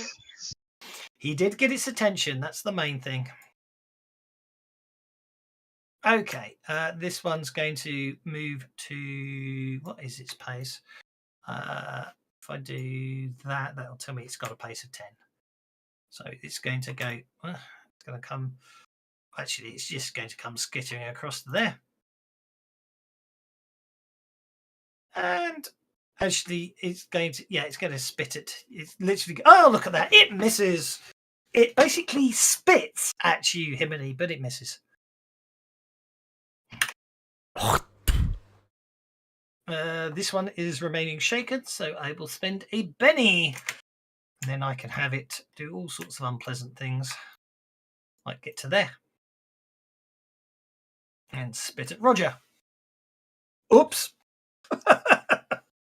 That's unfortunate. Hitty with a raise.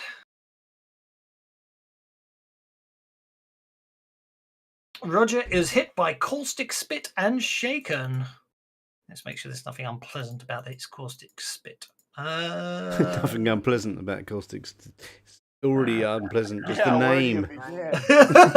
No, I meant make sure it doesn't do lingering damage or anything like that. Interesting. Himini. Well, oh, geez. I'm going to kill this thing now, I I suppose. didn't realize there was one up there.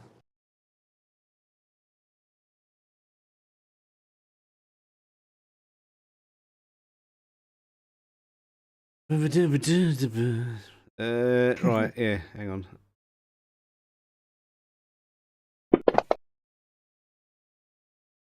I need some sound effects. I haven't got them yet. Wow, I'm not having that. No, I might have one for the. Yes, you are. Ouch. That's mental. Okay. No, that doesn't work.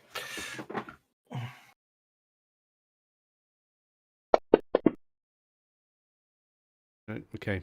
Doesn't want to hit him. That's it. And stand there and do nothing. I imagine it looks very good though, doesn't it? Okay. Big Red has a hunting rifle. He takes aim and shoots at the prowler that you're engaged in combat with him, and I think he might have hit. With a raise.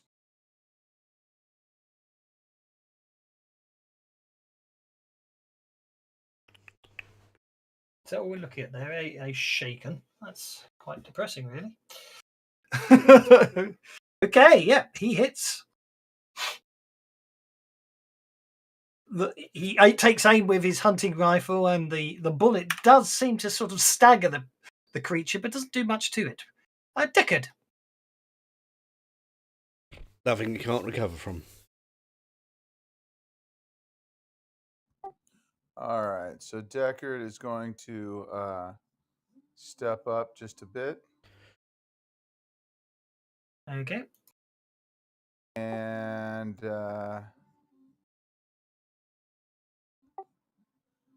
Oh,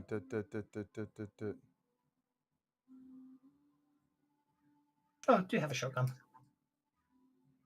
It doesn't do anything. Not to worry. So, go for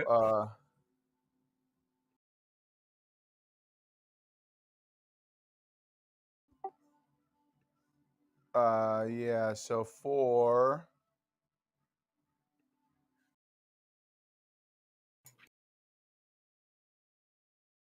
Oh, I think there's some breakage going on here.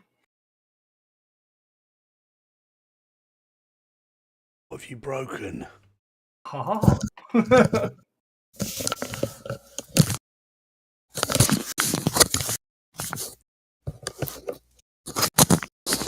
Sorry, I stepped away for a bit. Did I miss something? Your character died. Not surprised.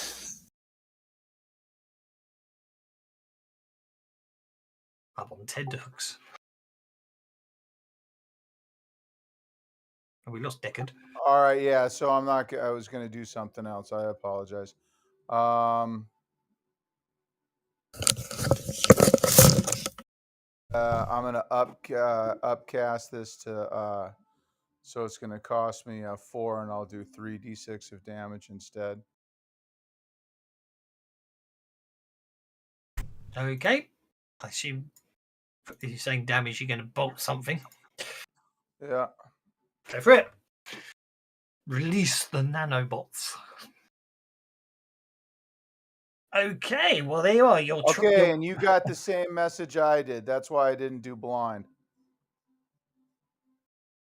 That's what was happening to me last night. He's definitely in range. Ah, interesting. So they've broken the range. They really are.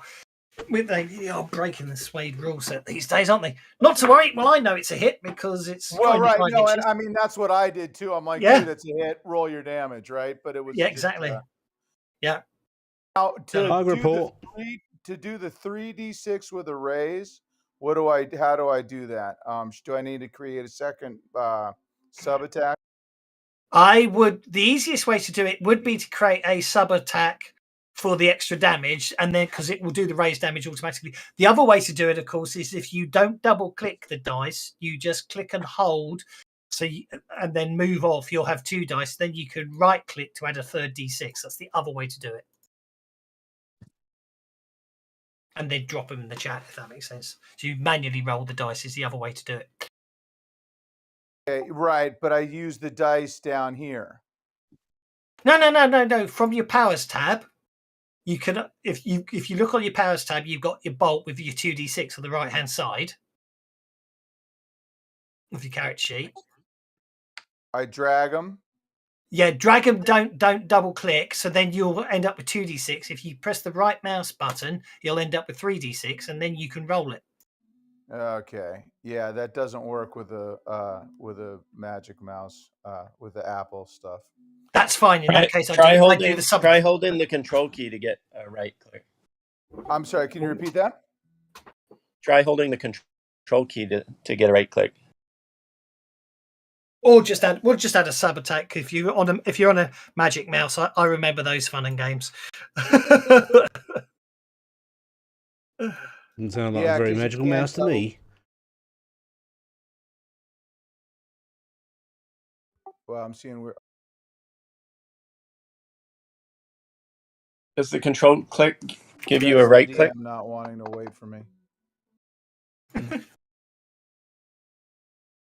That worked. That's a wound.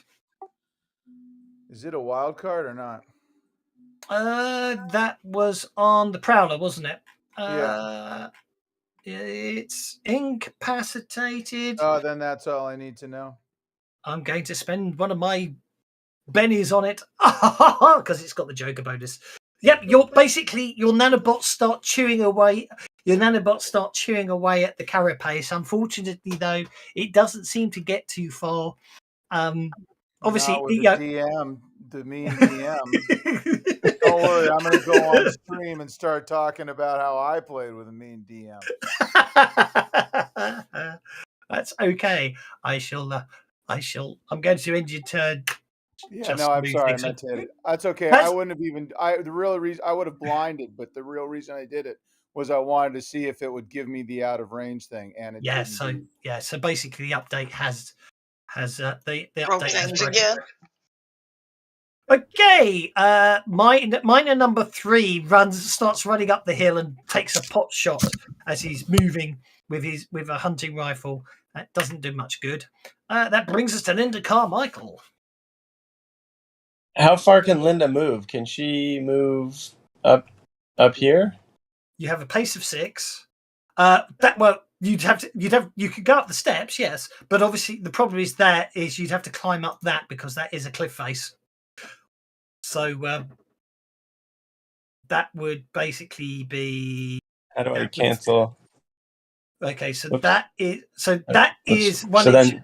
So what I'm saying is that's 1 inch of movement. So if you want to clamber up there, you'd have to make an athletics roll to clamber up there as part of your move. And then it will just. Okay, I'll try that. Yep. So that basically what I'm trying. So I'm going to try. Yeah. Okay, athletics roll. Here we go. Sorry, it just takes me a while to find the tiny little tabs. Oh, I'm really good at athletics, so this should work. Okay, so what? I think I'll. I'm going to try that one more time. Okay, go for it. One more time. This is critical. Oh. Was that even worse? You scramble, but fail to get a purchase on the slopes. You're okay. Critical fail. Obviously, I'd be evil to have you fall as you were just at the top. But as it is, you don't even get up the slope. So that's taking you 2 inches to get to there. But I'm going to climb on top of the vehicle. Okie dokie. That's my new plan. You climber up on top of the vehicle, no problem at all. Is anything within range for one of my breaker powers? What do you got? Basically Havoc would be the only one. Well, Havoc is your range of your smarts. I assume I can. Yeah. Smarts. Well, my smarts is pretty big. Indeed, and don't forget there are modifiers, so you can double the range for extra power points. Don't forget. So if you can I tell how far my range is? Can I right click and see? If you target your enemy, it'll give you a range. It will actually give you a range ruler. Is it control click? No, it's control click. Yeah. Sorry, it's control click. It's right click or control? Literally control click. Control click will target. Yeah. Doesn't seem to be targeting. It did. It did target. He's 13. It was. It did. Now it's 10. Yeah. Now it's 10. I just don't see anything. Why doesn't it show me anything? Are you clicking on your token? You need to click on your token as well. And then you'll see the arrows. Oh, there we go. Okay, so I think she's gonna cheat her way to the hood of the car. Maybe that will bring down the range. Okay, so you got to bear in mind you've got a range go down at all? Not noticeably, but that's okay. So Havoc is a medium blast template, which you got to bear in mind is that, yeah. So if you consider that, Oh. so you can. So what we have to do? No, is... that's not going to work. She's gonna. I'm sorry, that took a long time. I'm gonna. She's confused. Hold it. That would work. There. Yeah. So you do that. You can look. It's 12. If you consider, you can put that. That is the range for your template. 12 inches is, well, actually, let's do it another way. There's a better way to do it. Oh. You can put the center of that template anywhere on that circle. Okay, so she'll stay on the roof of the car. And then she will blast like where you had it covering the 2. Will it possibly cover the 2? Yeah, without hitting Jiminy? No. But maybe not. Okay. Yeah, you can get that to not hit me. No, I'm just going to the extra point for selective. I was going to say, so but the point I was trying to make is, you have modifiers which are listed under the powers. So, for example, you can spend 1 extra power point to make it selective. Look at that. Hits them 2, doesn't touch Jiminy. Boom. I know. I was going to move about the modifiers, though. I think, and I was talking about the idea that with a case. I'm just saying for sake of argument, teaching in the rules, the teaching of the rules bit. Yeah, there you can. Yes, in this case, you can fit it there. But say for argument's sake, you couldn't. Yeah, and you had to drop it there. Then for an extra PowerPoint, you can choose selective, so you can choose who isn't affected by a power. So that means you don't have to do friendly fire. But isn't it adaptive caster and it's 2, or am I thinking of something else? No, this just modifies. Every power's got a list of modifiers. So, like for an extra PowerPoint, you can for Havoc for an extra PowerPoint, you can make it a large burst template. For 2 extra PowerPoints, you cause fatigue. You can hinder them and hurry them if they're affected by it, and then you can double or triple the range. So you can actually cast that up to 36 inches, and you can also make it strong, which means it's harder for them to resist. But obviously, the more you load, into the power, the more power points it costs. Okay. Yeah. Okay. I would like to use. I don't know if I can move that thing. Can I move that thing? You could probably. You'd have to draw your own. Just draw your own. Oh, I'm moving this thing. I want to blast over here. You want to block? Well, okay. Bearing in mind that's your range limit. Well, I thought I could spend a point to increase my range. You can. So I'll do that. If I'm going to spend a point to increase my range anyhow, I might as well blast the big baddie. Okay, so that pops it there for argument's sake. Yep. Okay. The one with laser beams for eyes, or plasma beam. Yep, one for laser beam for eyes. Do you want to do any other modifiers? Yeah, I want to pump it up a little. So I don't know. How do I represent all that before I roll? You basically, in case you hadn't got it open, if you scroll down, there's all your modifiers that you can apply. So I already pumped it by 1 for range. Yep. And I am going to pump it 1 for strength. Okay, so basically, what it is plus 2. So and then you add those 2 those points to what it says for power points in your thing. So as you can see, the base power cost for Havoc is 2 power points, and you're adding +1 for strength. So basically, if you successfully cast it, it will cost you 4 power points. That's all it is. That's exactly what I want. Yep, go for it. So do I just click once, or do I right click and do something, or what am I doing? No, you just make your Havoc. You just make your power your casting roll for Havoc as normal. 4 successful. That's successful. Okay, 4 is successful. So you have to cry Havoc and then let slip the dog to 4. Should I spend to redo that? That's just okay. That's good enough. If it's successful, it's successful. It's successful. So then, because unfortunately it's not automated, what you then have to do is manually reduce your power points down. Yeah, that's done. Yeah, that's absolutely fine. So the damage, and then you have to apply the effect to those guys. Yep. So so if I've targeted both of them, so if you look at the bottom, there's an effect. If you click on that, it will apply the distracted effect to both of them because I've targeted them for you because I'm nice like that. I'm sorry. What do you want me to? What do you want me to click? at the very bottom of Havoc, could you see there's a bit that says effect? Yes. If you click on the little man icon, it just means it. I mean, you don't. It just means It basically means it. I don't forget to do it myself. Okay, so strength rolls are made at -2 because you did it strong. So okay, so basically the Prowler gets to make a strength check at -2.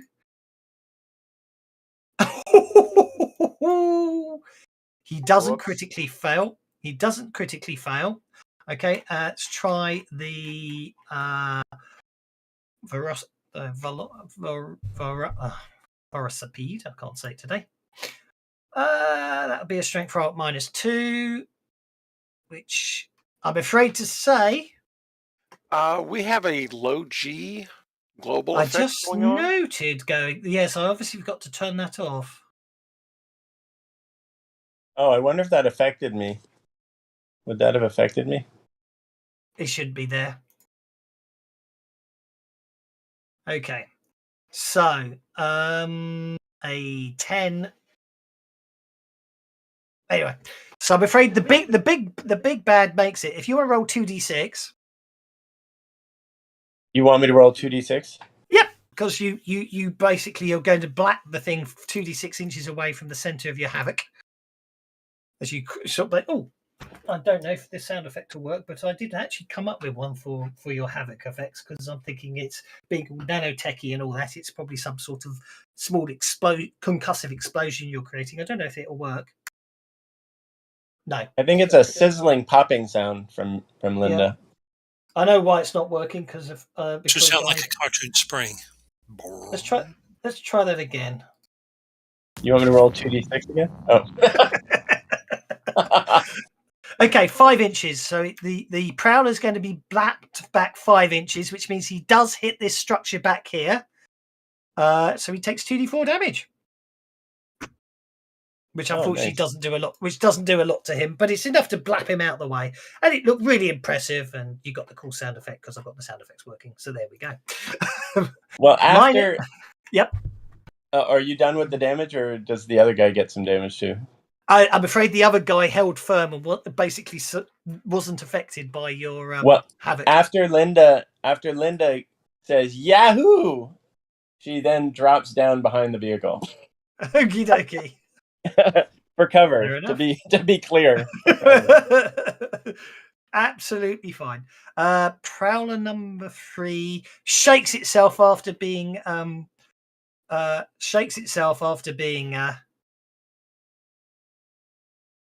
Havoc's backwards, and it basically hits the ground running at high speed, and I'm not sure if he's going to reach the dock. He is going to reach the dock. He attempts to bite the dock. Missing. Morgana. How do I set 3-round burst? You create a sub attack. But I think all you do is which one are you doing it on? You? Oh yeah, 3-round burst. I think maybe that's what I need to do for the shotgun is create a sub attack. Yeah, go. That's 3-round. That's 3-round burst. It's just hash. If you just type #3RB and press tab, it turns it into a 3-round burst effect. So I gotta put that in first. I've just popped it on you. Assuming that was on your M21, I've just edited it, so you should be fine now. Well, because she considers the Velocithingy to be the bigger danger. Yeah. She's gonna get to where she can see that, and she's gonna let go 3 rounds on it. Go for it. Is that something she does in the chat with the #RB, or something she does? You do it on the weapon. You actually do it on the actual weapon. It only did 1 shot. Yeah, 3-round burst is not full auto. You're spending 3 bullets to increase your chance to hit. So I gotta shoot 3 times. No. It's basically you pull the trigger 3 times for 1 shooting roll to get +1 to hit and +1 damage. Oh, okay. So it'll automatically. automatically. Which is what happened there. If you notice, it made it a hit. Oh, that looks good. These things are tough. Yeah, that didn't hurt it. No, Wait, but you can reroll the damage if you want. Yeah, I'm going to Benny that one. Yeah. So basically, 3-round burst is a single shooting roll, but it's it's basically doing control firing, bang, bang, bang, but a single shooting roll to get you +1 to hit and +1 damage. That was a good roll, though. One more. It was. One more. It was. 14 was a good roll. It's got 17 toughness, so you got to go armor piercing first, and this has got armor piercing. Basically, Morgana was 1 point away from shaking it because of armor piercing. Oh, nope. I'm not sure. Benny is like, oh, holy hell.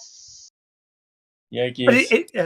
But it's good controlled firing from Morgana there, and I'm just going to check her count sheet. Not she because doesn't I don't like to shoot. She doesn't. Should. It isn't that she doesn't know how, and that's a line from one of my all-time favorite movies too.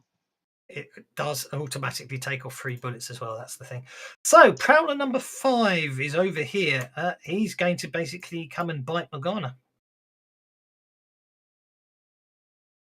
Oops, that's a hit.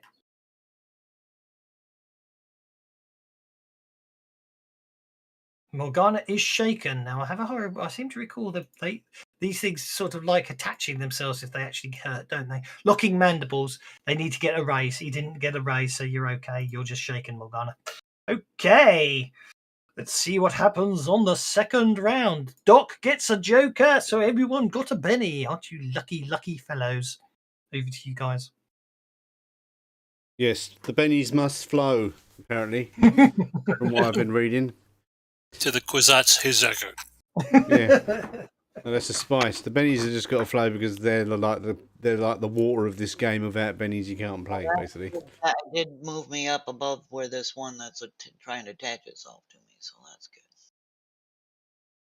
Yeah, don't All right, forget. Prowler that just attacked me. Yep.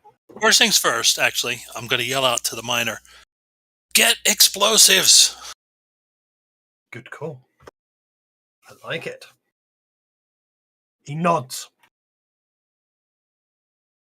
And then I am going to shoot the Prowler who's on me. Okay.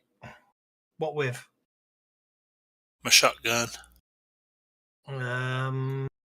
Technically, you would have to back off or use your police pistol. Oh, okay. Because you can't use anything larger than a pistol in hand-to-hand combat, because obviously the idea is the shotgun, it's easy enough for it to sort of blap the barrel away as you try and shoot it at point-blank range. All right. That's fine.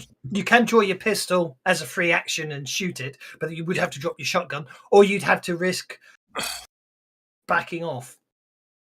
No, I'll just drop the shotgun then. Okay.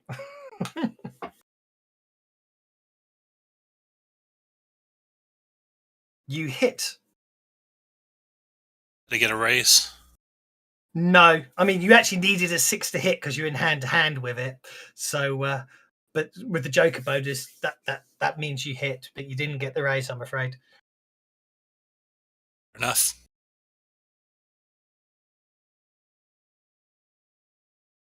Oh, that 6 took its time to get there. There you go.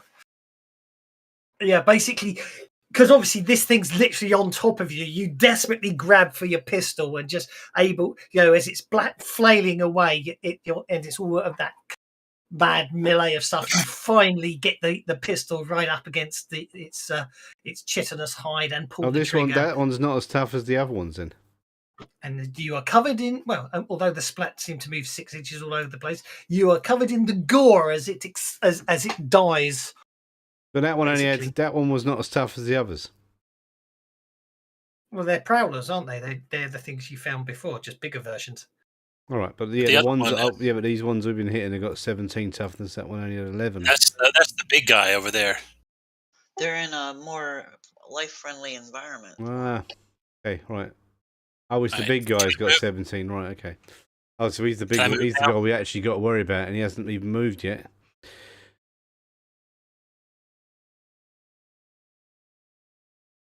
You have to help Morgana out, I think. Run back! I'm yelling to Red. Where do you keep the explosives? He nods behind him at that dome behind him over there. Where okay. I'm going to move it on to Himini.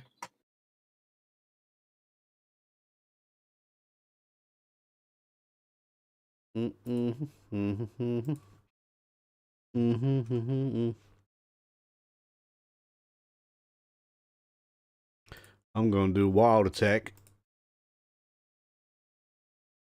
on this thing here. Wonderful.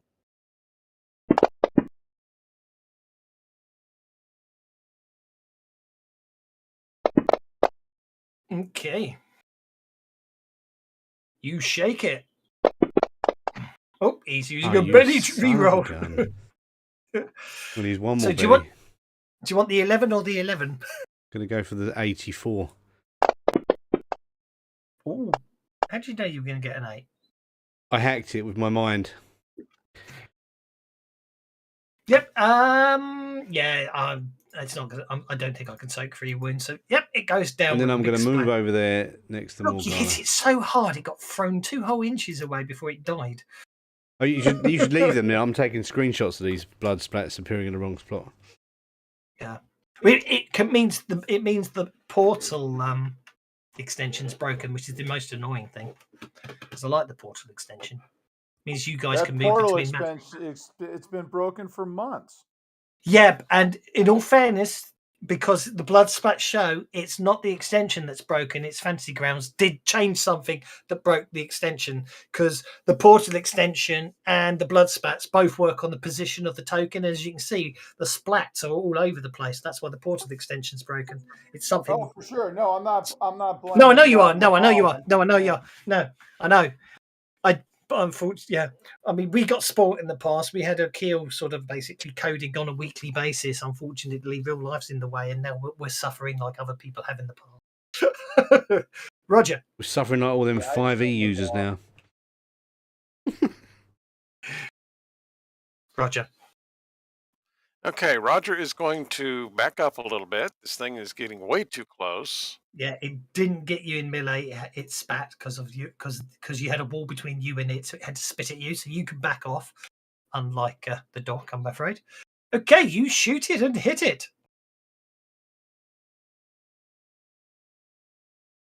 I assume actually you aren't using 3-round burst. You're just doing normal shots, are you? No, that is the 3-round burst that I just did. Okay. Oh yeah, it was. Ignore me. Sorry. Well, you kill it. No problem at all there. Down it goes. Yay. Nice. I was waiting for that thing to jump on Linda. And I see. Then... You coded it. You coded 3-round burst manually. That's why I got confused. That's fine. That's fine. A quick question. Oops. I remained shaken. Let me unshake first so I can Did I pick up my shotgun? I don't think I have enough time. You can ready 2 actions, so yes, I'll be nice and say yes, you did pick up your shotgun on the way out. Okay. Because you are able to ready 2 weapons as a free action in a turn, so therefore, yeah, you dropped it, drew your pistol, shot, grabbed your shotgun, and ran over towards Red, shouting, "Where's the explosives?" Linda. Linda's going to do the same thing again. She's going to spend 4 power points. But obviously it's all concentrated on the Veracipede. Because there's no extra range for this one. So here goes. Oh, there's hope. What is that? That's it. That's a hit with a raise. Okay. Which I don't think makes does it? I think it does. That means it's going to have to do it. It's going to have to make a strength check at -4 this time because you did it strong again, but you got the race as well. So therefore, it has to make a strength check at -4, not -2. -2 for you making it stronger, and -2 for you getting the raise. I can only bump it 1 level of strength. Is that correct? Yeah. Okay. And then in terms of damage or effect, I need to pop this window open. It's okay. That's okay. It's already distracted, so that's fine. Okay. Yeah, actually, you've already done it, so it doesn't matter. That's because it hasn't acted yet. It's still distracted. It basically, there's no point in rolling the dice because, well, actually, it depends. Where do you want to center the effect? Oh, well, I would center it right on the velocipede. Are you saying it might be worth doing it on the stone? No, it's not that. The only reason I ask is because if you consider, let me actually draw a medium. It's not letting me draw a medium burst template. Why is it not letting me draw a medium burst template? There we go. The idea is, I mean, by all means, you can center it on it, which is not a problem at all. The idea is basically when you cast Havoc, everything's thrown out from the center of the area of effect. So, for argument's sake, if you'd put it there, then obviously it would fly that way, if that makes sense. There's nothing wrong with you sticking it on the center. So, what I'm going to say is which way you want it to go flying. I think I would like to center it on the. I don't know if I can do a pointer. Let's see. Back into the cliff. Yeah, I figured you would. Easiest way to do a pointer is if you hold down both mouse buttons, you can then just drag a pointer out anywhere on the map. Yeah, you can just drag one out anywhere on the map. Okay, from there to there. That's what I figured. Yeah. So literally in front of the stone, so the stone might blast into it. Yeah. So it literally smacks into there. I'm afraid, again, it does. I mean, you have got this thing relatively distracted and all sorts, and you've smacked it hard against the rocks again. Unfortunately, it doesn't seem to hurt it too much. It looked very cool, though. Looked very cool. Okay. Well, I get my crackling sound again. Especially as I get to do this. Excellent. Morgana. This thing was coming up on me, and I would have swung around the M21 to try to parry it off. Now I know shooting goes against its parry. I can do a 3-round burst in it at point blank, though, right? An M21 is a rifle. You can't use a rifle in hand-to-hand combat. Okay, then I'm gonna have to draw my combat knife, or my survival knife. Yep, that's fine. You can't use anything larger than a pistol in hand-to-hand combat because obviously it's a longer barrel and someone can just grab it. You know what I mean? That's the logic behind it. Yep, you hit with a raise with your survival knife. Ooh, 1 point off. Again, every time you're 1 point off the number needed to actually shake it. Yeah, I only got so many bennies. Okay, Prowler number 5 is going to bite Himini. Didn't get a raise, so he's not going to lock on. Oh, that took a long time to drop onto a 10 on the damage there. He sings the songs of Benny's. Oh, so they are meant to flow, and maybe I mean, but you got very quiet. Okay, you soak it. No problem at all. I'm singing the song of Benny's. I will have to give you one for that because he did make me smile. I want everyone to get Benny's. Mr. Deckard, sir. I shrank my map and I don't know where it went. Just double click your token on the combat tracker and it'll open up. Okay. All right. Your demolition skill. Oh, that's not doing it. Okay. Repair. I think repair would be demolitions these days.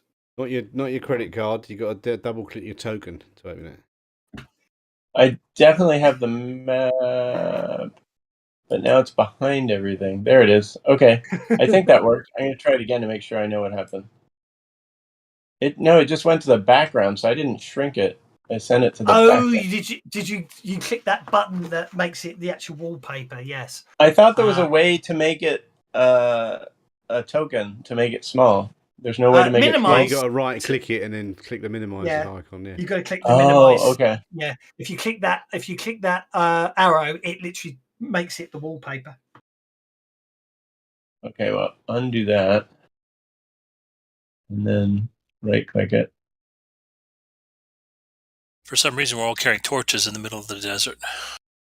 Yeah, I'm not worried too much about that. Oh, there it is. Got it. I'm not worried too much. I'm not worried too much about that because, of course, the next time I put you in somewhere where light matters, you've got torches, so I don't have a problem with it. It's just a shame they haven't programmed in modern torches yet. It's still fantasy style torches, so you can't have nice cone effect torches, which is what I'd like. Like on the X-Files? Yes. I think sometimes I must admit, when you watch the X-Files, I do think it was an advert for batteries. But no, I mean, at the end of the day, what it was, I've forgotten his name, the original guy behind it all. He just knew the effect of that sort of darkness and then just a beam of torchlight. It did ramp up the atmosphere so well. I mean, it was brilliantly done. Anyway, sorry, I heard, and I want to believe that this is true, but they invented new types of flashlights that were just that much more powerful because they showed up better on film. I wouldn't surprise me because obviously real rain doesn't show up on film, does it? They have a ridiculous amount of water just to make light rain in movie land. It's very strange. Okay. Oh, you're blinding. What are you blinding? I wonder. Oh. Okay, so blind. Yeah, and I'm putting it on him right now. I spent a penny to see if I could get the raise, but I didn't. But I did spend the 2 power points for the fatigue as well. Okie dokie. Just so I was hoping to get the. So they're blinded, and then I guess you got to put the fatigue on them. The only thing I would say is if you blind affects a single entity unless you bump it up with an area of effect. I did. I spent 5 power points on that spell. All right, sorry, I got confused because I didn't see the area AFK for 1 minute. I drew it while you guys were talking. I was drawing the. No, mate. It's absolutely fine. I was just mistaken. I didn't see it. That's absolutely fine. Okay. I'm sorry. You guys were talking about helping him out and stuff. So I was just while you were doing that's perfect use. I drew the template. I saw that I had to do selective because I couldn't get it without both of them without Himini, so I paid for that. And then I'll make it 6 points. Oh, 6 points, and I got to take one more. 2 for power points, 2 for every effect, and 2 for fatigue. Yeah. Right. Oh, did you do selective as well? Yeah. Okay, in that case, it's more. 2 power points for blind, 2 power points for area of effect makes it 4. You said you wanted fatigue on there, which makes it 6, and then selective makes it 7. Don't spend it all in one place. Blind is actually quite a nasty one, actually, because it basically it's there until they shake it off. Are you doing it to the centipede, or are you doing it to the prowler? I did it to the 2 that I've targeted. I'm gonna make up coffee. Oh, yeah, that might be a really good one for the veracipede. Well, that's coming. These are the more immediate threats. We got to get rid of these because 2 of the prowlers are up on them. But that was why I also did the fatigue, so that the roll would be. They're going to roll to shake off the blindness, and now they're going to roll at a penalty to shake off the blindness. Oh, nice. Okay. Okay. Red starts running towards the explosive shed, but doesn't make it this round. Okay. Prowler number 4 has to keep it, doesn't get a chance to remove his fatigue until the end of his turn. So he's going to move over to there. Actually, no, he's not. He's going to stay where he is and spit at Himini. Managing to hit, even with the -1 penalty fatigue. -3 penalty, and he still spits and hits. But the Himini's toughened hide means he's immune to the caustic damage of the spit. Miner number 2 also decides to run for the explosives and has in no way, shape, or form has anything to do with the fact that means he's further away from the really scary monsters. Okay, and miner number 3 is going to step out here, come up to here, and he is not going to target. He's going to take a shot at the velocipede because It killed his friend. Except it won't let me target the Velocipede for some reason. Oh, because there's that.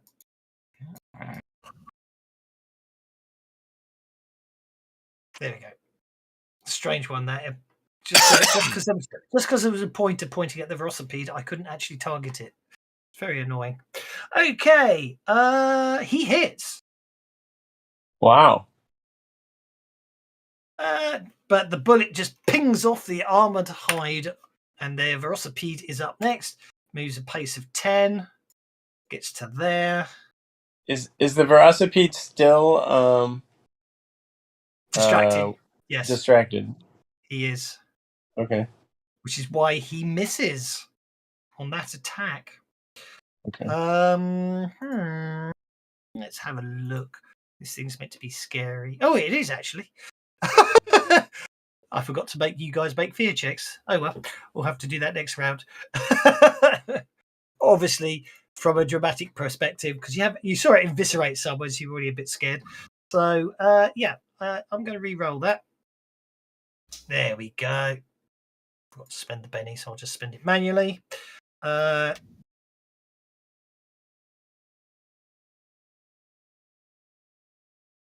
Yeah, so I'm going to argue this is the point where all of you get to make your spirit checks next round, because it's going last in the round, because it literally comes up to this guy who's basically firing with his rifle rapidly as the things come in. It just walks up to him and with a single chomp bites the miner in half.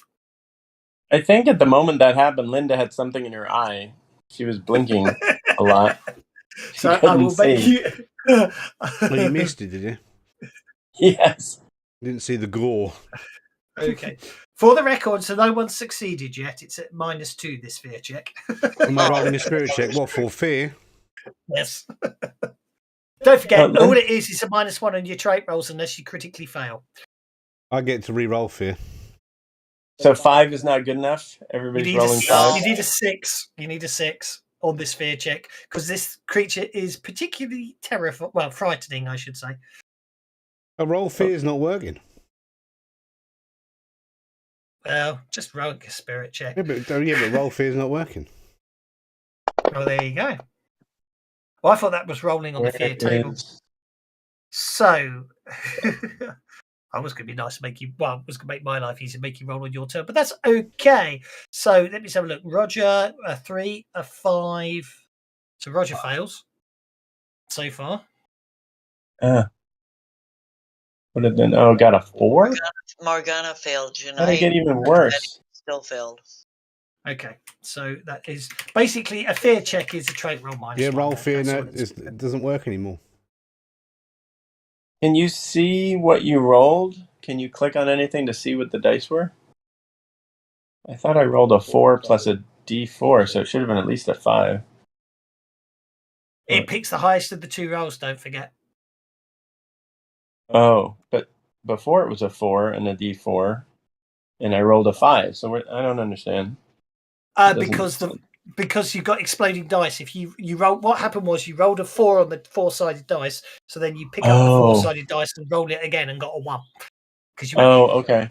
Yeah, you don't add. You roll your trait dice and a wild dice, which is a D6. Is there any way to click on the roll to see what I rolled, so I can see that that's what happened?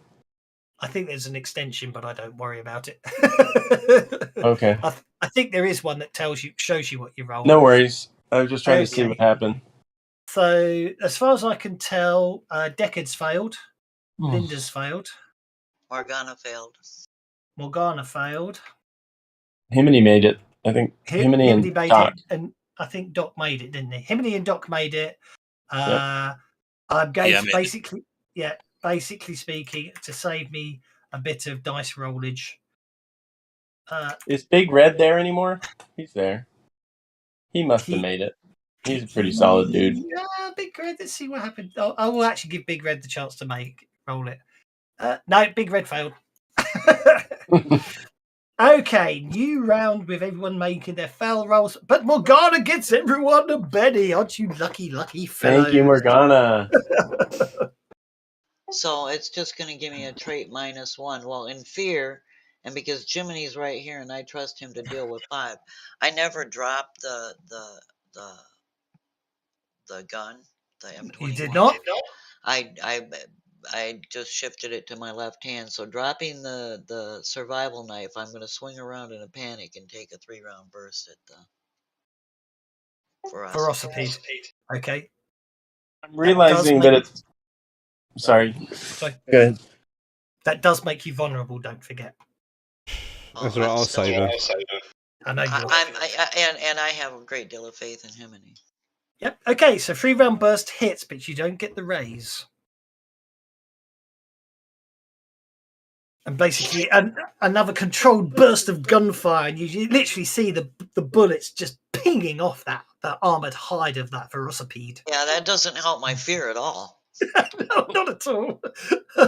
Sorry, Linda, you were asking a question before I talked. I was just going to say that Linda just realized that it's much better to play Savage Worlds with a big party, the more the merrier, to get those jokers. Indeed, yes, yep, indeed. James the Doc Harding. Right.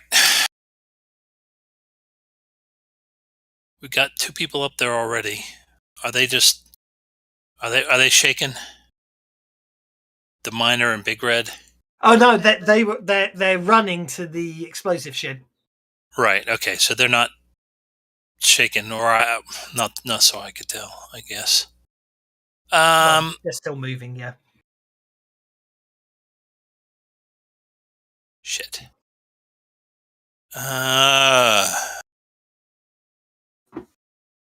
It's the range. Whoops. Don't want to do that. Stretch my legs while you're sorting out. Did you find your pants? I did. Or did you? Probably better to crap outside the pants first, then put them on. Sorry. I don't know. No, I didn't want to move there. I don't know why it did that to me. Why it did that to me? What?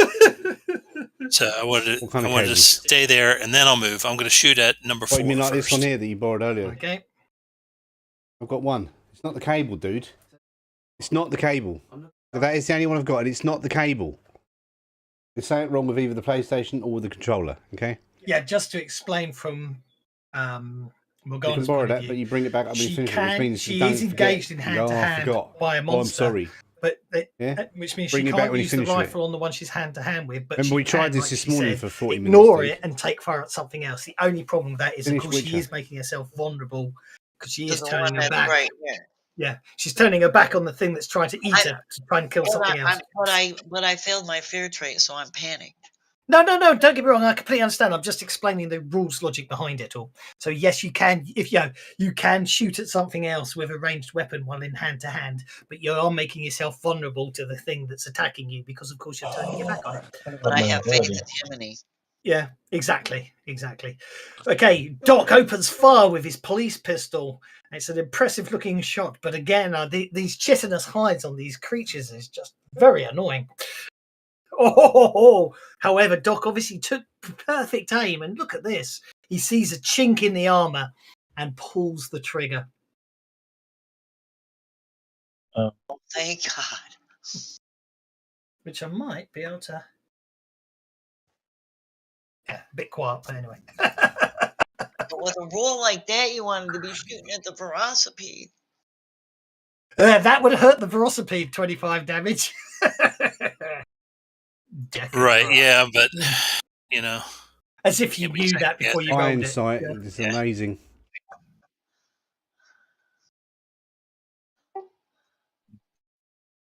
I'm just going to clear the splats because they're all over the place. Mr. Deckard, sir. All right, so he's going to attempt to blind the worm here. Okie dokie.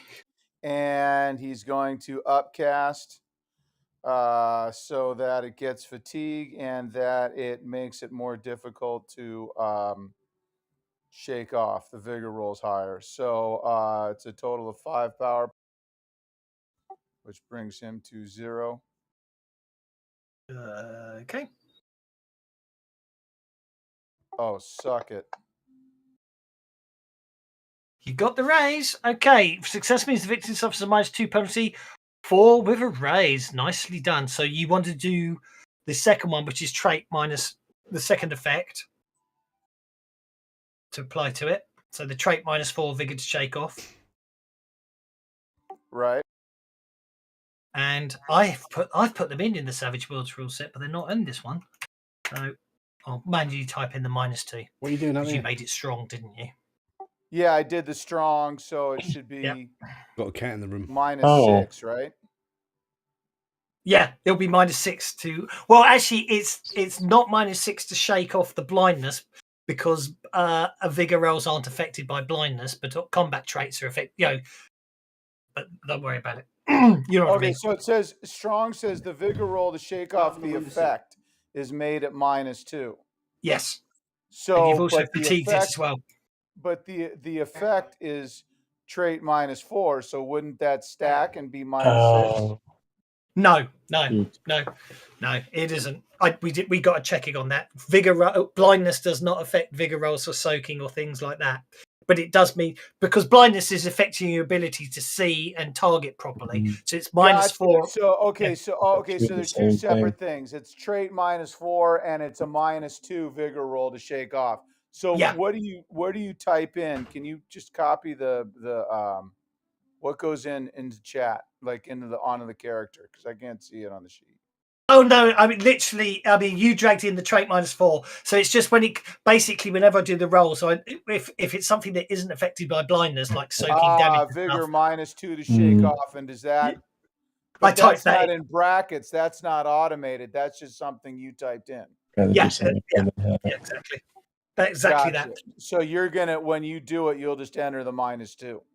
Yeah.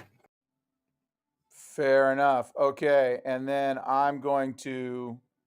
Move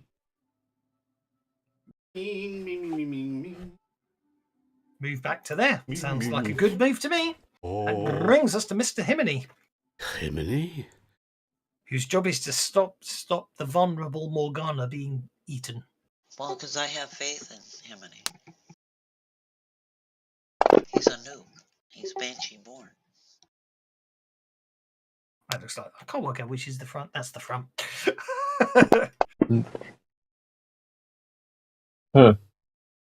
Well, you shook it. Are you happy with that? Isn't that thing blinded or not anymore? It is.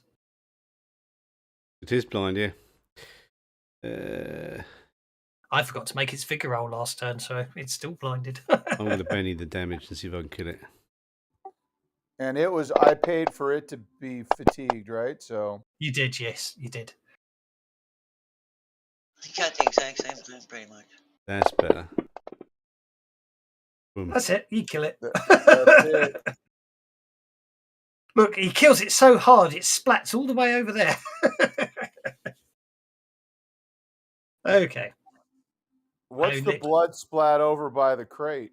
That's the original blood splat of the troopers or whatever, the miners. The miner. Yeah. Oh. It's a big splat. Nicely done.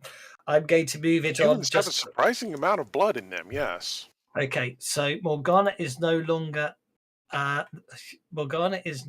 vulnerable to that. However, the velocipede is coming straight for her. Oh, hang on. Oh, I think it's time to be really, truly, utterly evil. Yeah, actually, I can still do it that way. So he can move even though he's blind? Oh, yeah. I had forgotten he was blind, so he's got this. The truly nasty stuff might not actually do anything here.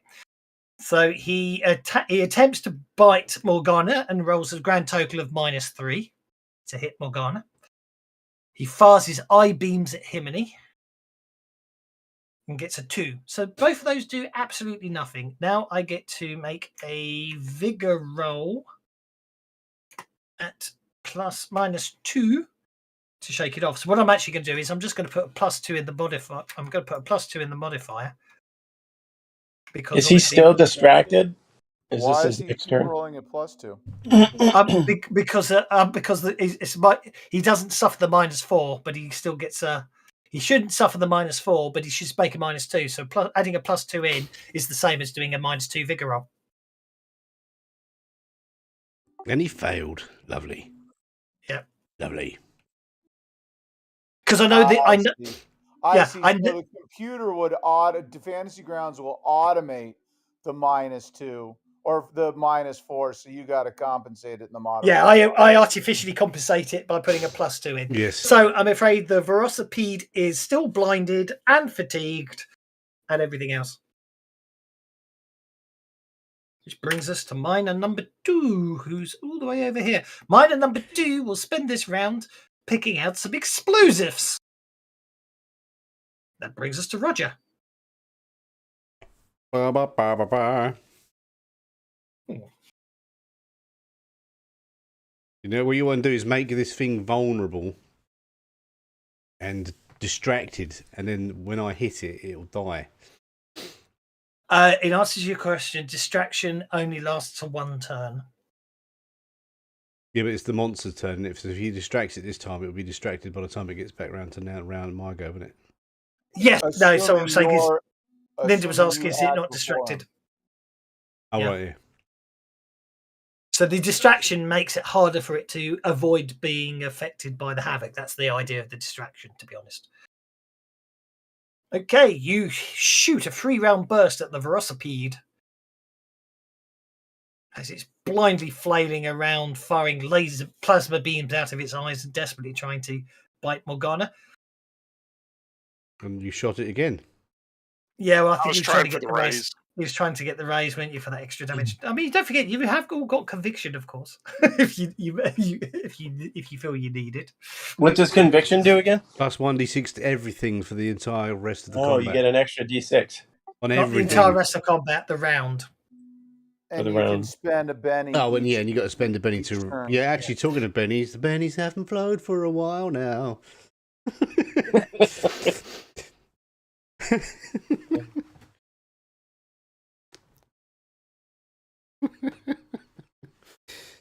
Okay, Red's turn.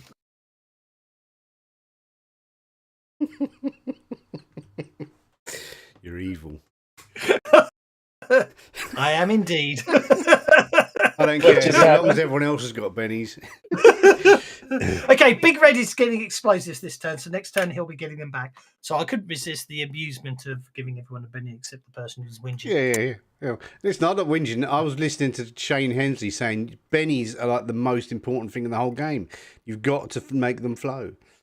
Well, he calls it a Benny economy. He does. One. Yeah, he does. I know, and I'm stingy on Benny sometimes. I admit it, but then I also like to reward you guys for some good role playing. Yeah, of course. Yeah, I know, but I know that I keep forgetting as well. So I'm just gonna, it's easy to forget when you're in the middle of something else to go. Oh, maybe I should give out some more. Benny should flow doesn't mean you should give them out willy nilly. You should basically make sure you always award cool ideas, cool role playing, and for argument's sake, actually, those Bennies, which I forgot to give out earlier, was because someone came up with a very sensible idea of getting explosives. Over to Linda. Linda's going to blast confusion for 1 point at the Velocipede. Okay. And that just gives me a 4. Does that work then? Okay, you confound the target, making it distracted and vulnerable if it fails a smarts roll. So okay, you did, but you need a 4. You got a 3, so you would have to Benny that to make it work. Bennying is a thing. I can do that. Certainly. Let's see. Do I drop it in the chat? Does that work? You can just drop it in the chat and manually re-roll your confusion, or you can actually drop the Benny on the skill. It doesn't make the slightest bit of difference to me. It's just one's weighs a bit more on you. Can I Benny one more time, or you only get 1 Benny? There's no limit. Players spend Bennies, not characters, so there's no limit unless you critically fail. There's no limitation. Oh my god! I'm going to do it again. I'm just getting worse. I'm going to do it till I do it better. It was the most alien font I could find, Jimmy. Oh my God. No, it's pretty good, yeah. Especially as the eunuchs don't have a written tongue. Yay! Finally. They do. They move, the way their tongue moves around, it's exactly like that. When they talk. Okie dokie. You put an eunuch next to a piece of stone and get them to talk. It carves it into the stone because they've got very sharp tongues.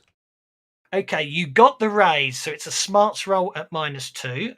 I don't know why it keeps putting a -5 in my. I must be pressing because Fantasy Grounds knows better. It should be -5. That's interesting.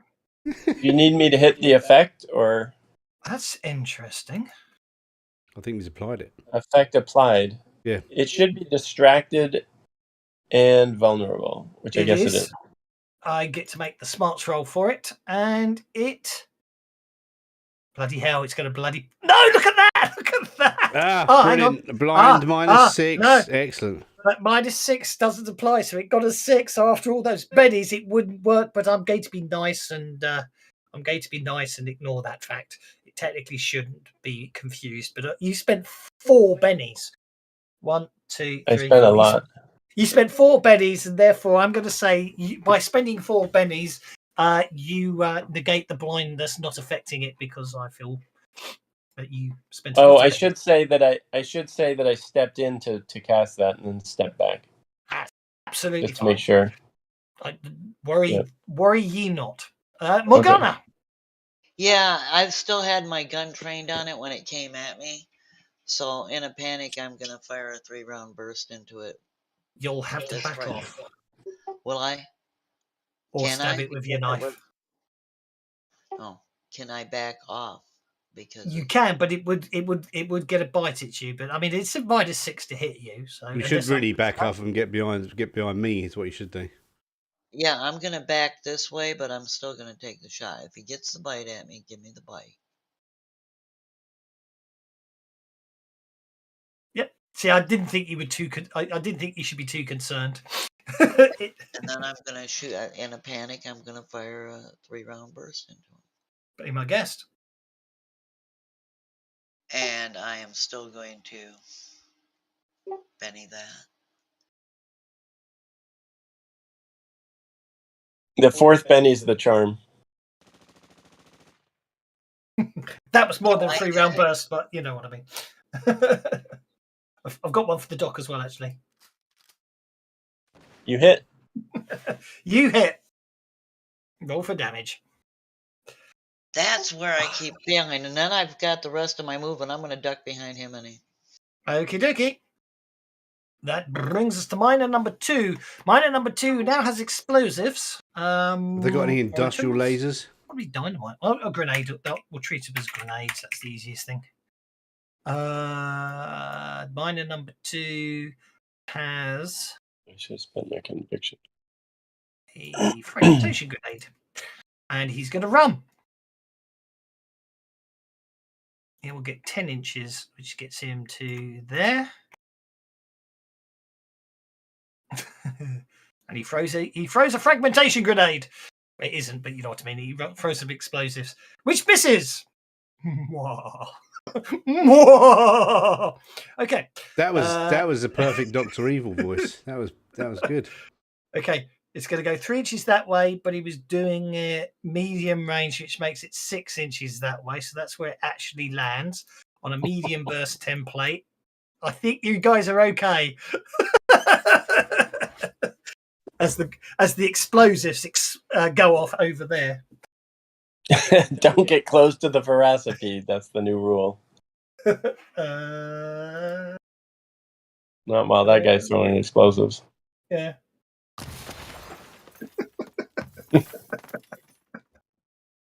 It sounds like you just blew up our vehicle.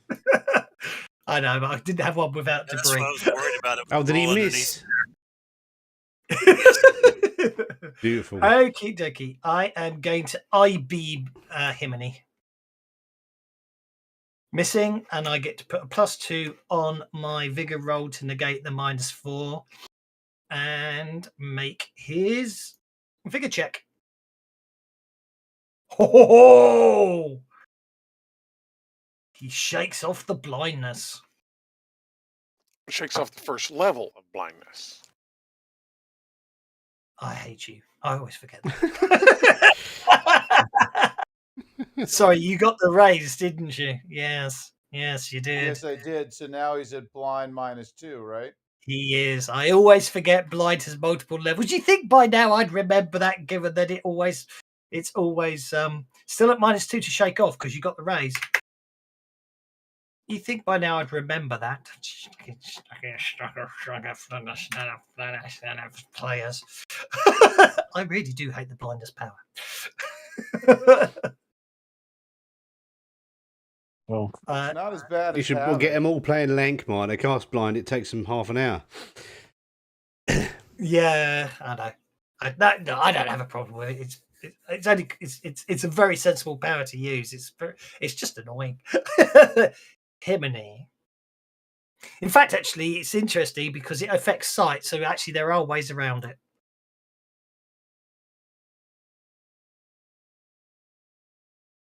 Himiny moves into hand-to-hand combat range. Can I do 2 wild attacks? If I do multi-action, or just 1? As far as I know, you can do both.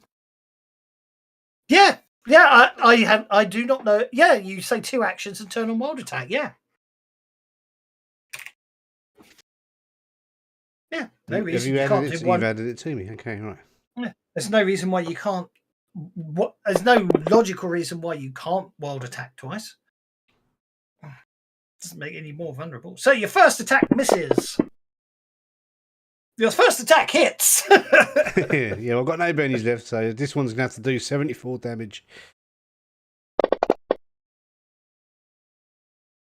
Oh, okay. Your Tannis axe chinks off its armor, and for your second attack, you hit.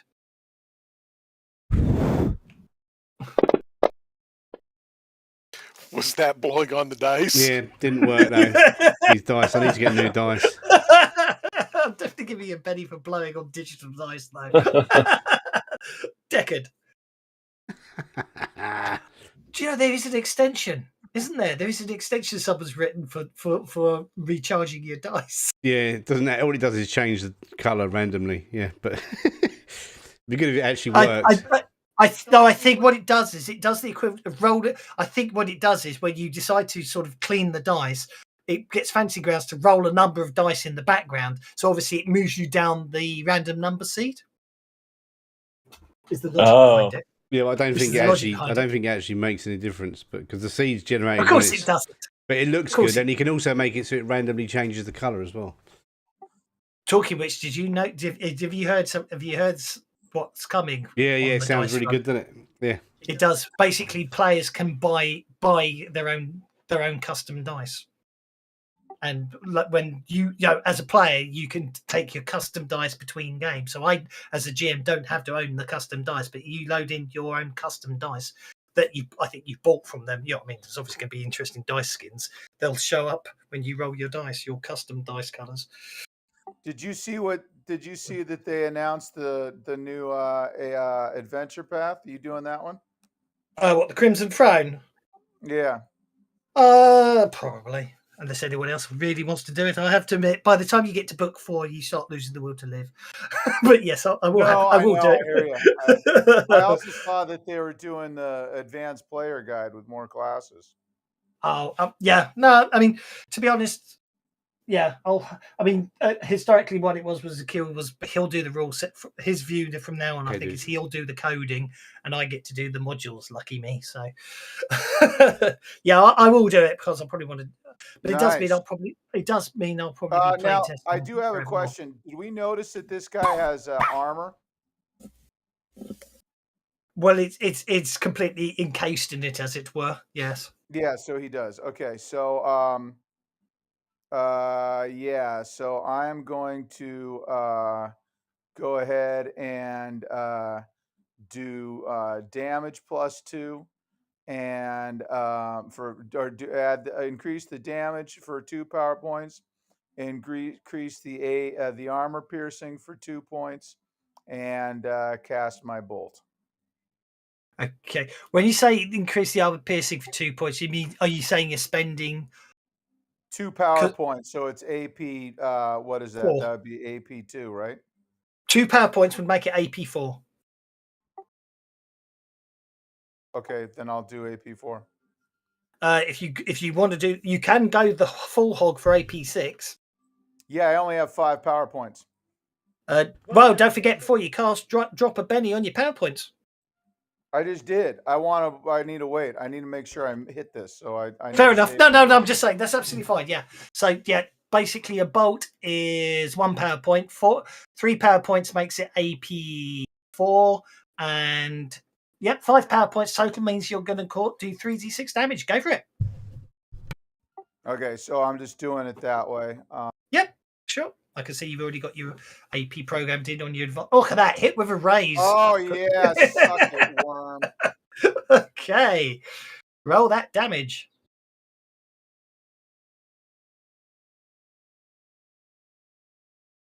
Can you use conviction on the damage? Not going to stand. Can you use conviction on the damage? Yeah, conviction adds to damage if you've spent your conviction. Yes. Doesn't 2 wounds. 2 wounds on the Velocipede. First Velocipede Benny is being spent, and I'm afraid you thought you hit it. You thought you got it good, but it doesn't seem to be slowing down. I mean, obviously, I did have to spend a Benny on it, but anyway. Nicely done, though. Roger Holmes.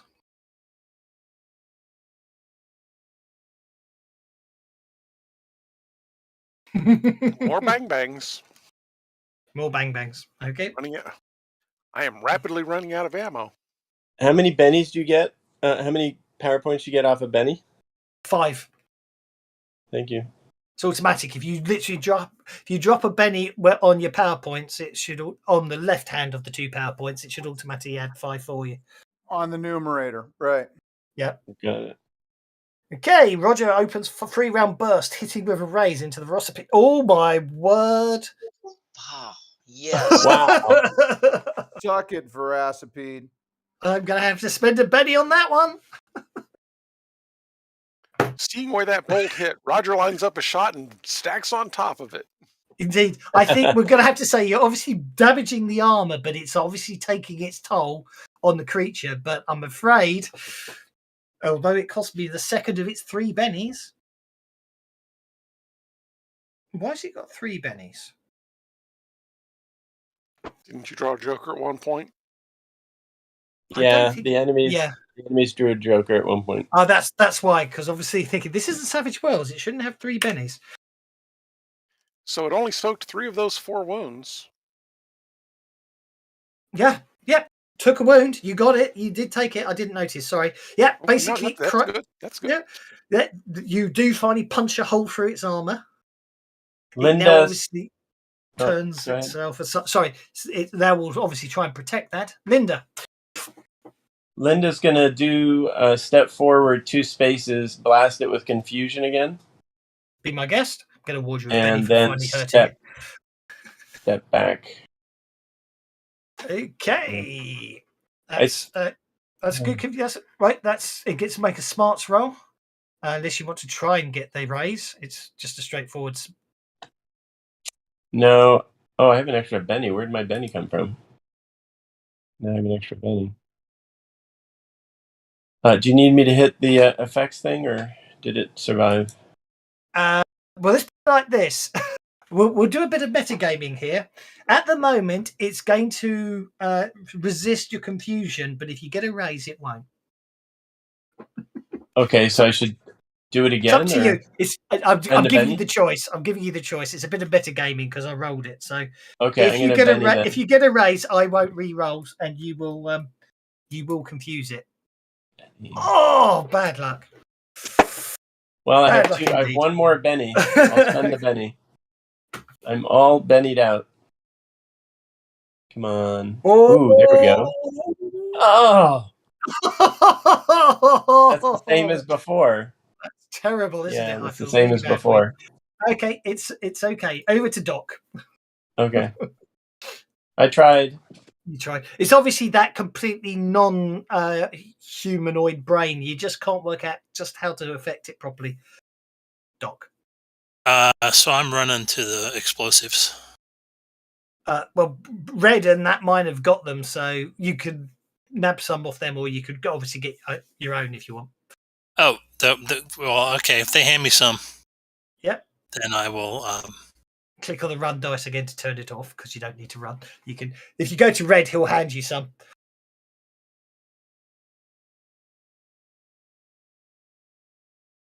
For Himini. Combat. I'll just do that. We'll just call them explosives. Explosive charges. There we go. I can't spell charge. Okay, you should have one on your character sheet. You grab a cup. You grab two off Doc. Sorry, Doc, off Don't Red shoot me. as you go by. Don't blow me up. Gosh, what's long range? 10? 15. Long range is probably 10. Yeah. Sorry, medium range will be 10. Long range will be 15. 20 actually. Long range is 20.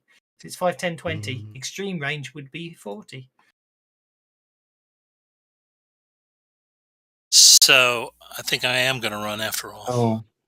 Well, it's an interesting moot point because if you run, you'll get closer, but you'll still have a -2 on your roll, which you've got anyway. So it's do you know what I mean? Right, but the if it goes off, if I miss, the deviations. Well, yeah, the deviation's less. Yeah. Okay, be my guest. You've done a run, so you got a total pace of 8, so you get another 2 inches of movement.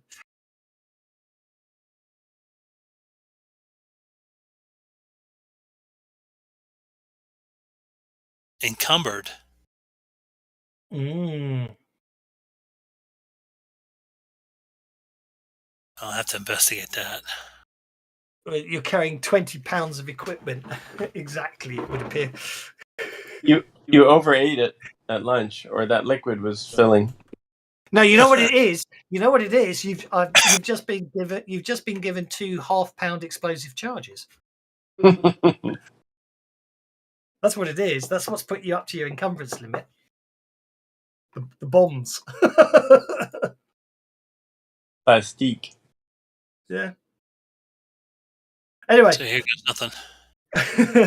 This will be it should be athletics. Rather than, I think it's set them up as set them up as thrown, so it's athletics. Which is D4 for you, so go for it. Oh, it was nearly a 5. Okay. Are you happy with a -2? No, I'm not. What kind of question is that? A very tongue-in-cheek one. Are you happy with a critical fail? That's still a miss. That's still a miss. Come on. Somebody needs to get a smaller screen so I can see the dice. What the hell? That's a miss. I give up. Okay. What size? So, is the screen resolution of the highest player's screen is what affects it, or is it the person who's rolling that affects it? It's the screen resolution of the person it's the size of the chat window of the person who rolls the dice. Ah. Shrink your chat window then. Annoying. So, in the old days, the chat window was fixed and everyone complained, so they changed it. So, I'm going to be nice here. I'll let you roll the D12 to decide the deviation of your hand grenade. Is that nice? I don't know that that's nice. You need to get a 1, all right? The other direction, is that north? I think 1 or 12 is north, isn't it? Yeah. Yeah, exactly. Oh, that's pretty good. That's pretty good. Going 11 o'clock. Okay, so it's one. It's people's things roll off the chat window. Yes. Yeah. If their chat window is bigger than your chat window, then because the dice are constrained to the chat window. Yeah. I'm happy with the size of my chat window. I do miss the fact that you can't spin the D20 anymore. Even though I just rolled a 22. Okay, 1d6 for 1d6 inches for deviation. It's medium range, so that will be doubled.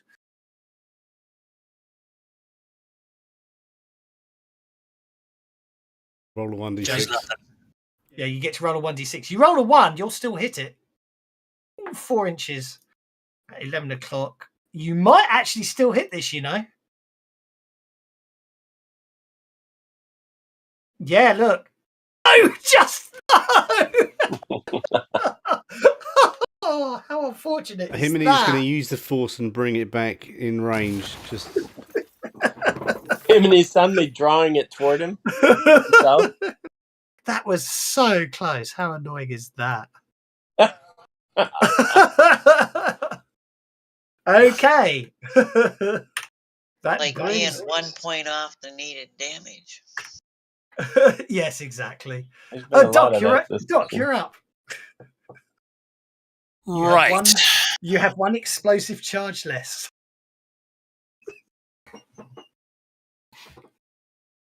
Very true, Vega. Very true.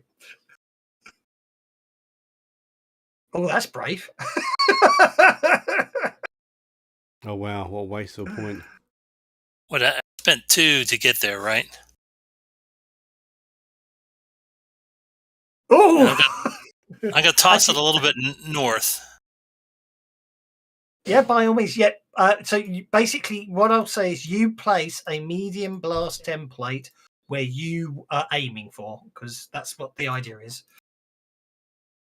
How do you get the template to show up? You right mouse button on the map. Then at about 11 o'clock, there's an arrow which, when you hover over, says pointers. You click on that. That opens up another thing, and then you can choose to draw a cone, a small burst, a medium burst, and then once you've picked one, you literally drag it out on the map, and that's how you draw it. And it will start. It will this a burst template will center where you start drawing. A cone template will be the bottom of the cone. Can you share the map again? Somehow I vanished my map. There we go. Doing that. Thank you. Yep, just double click your token on the combat tracker. Okay. So Doc. So if you just want to pop a medium burst template down on the map as your area of effect, and then wherever that will decide the range to where it is. You see. So if you want to go, that will be short range. So go for it. Hang on, I'm trying to drag it. You have to drag it. You have to drag that little dot in the middle to move it. Wow. That would have been 20 PowerPoints. Huh. And these are expensive when you think of how many PowerPoints there were. Yeah. Okay, that's looking good. That's still short range. So make your athletics roll. You hit.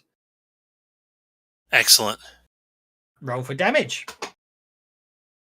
Is it really just 2d6 plus 2? I'm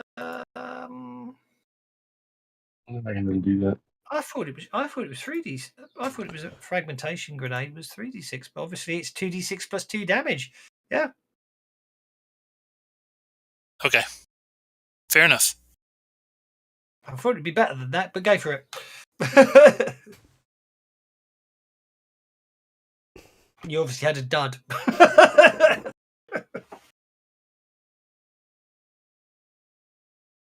There we go. Okay. So you shake it and wound it because it's wounded. Because basically, I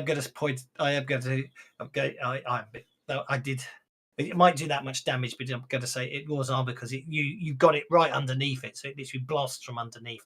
So I'm going to have to spend its last penny to try and avoid the wound minus the blinding. Would make that. Yeah, it fails. You wound it. Your grenade goes off, which is there. And it does. And it blew up again. It is injured. It's Okay, it's remaining shaken, so I'm going to spend one of my GM bennies because I have none left. It unshakes. It's very angry, and it can't do a lot. So it's going to have to come back and it's still going to have to try and eat Himini, who has spent a point of conviction. I notice it misses hitting Himini. Over to Linda. This creature's proved quite nasty and unkillable. Linda's gonna go to confusion again. Give it a blast. Go for it. Trying to get to that window. And hopefully it'll roll well. Ooh, look at that. Ooh, look at that. Now you want to do it on a damage roll. That's a cockeyed die. What was that last roll? You got it. You got it. Okay. You got it. It's distracted and vulnerable. It failed to. Okay. Ignore your confusion. Excellent. And then I run back behind the vehicle.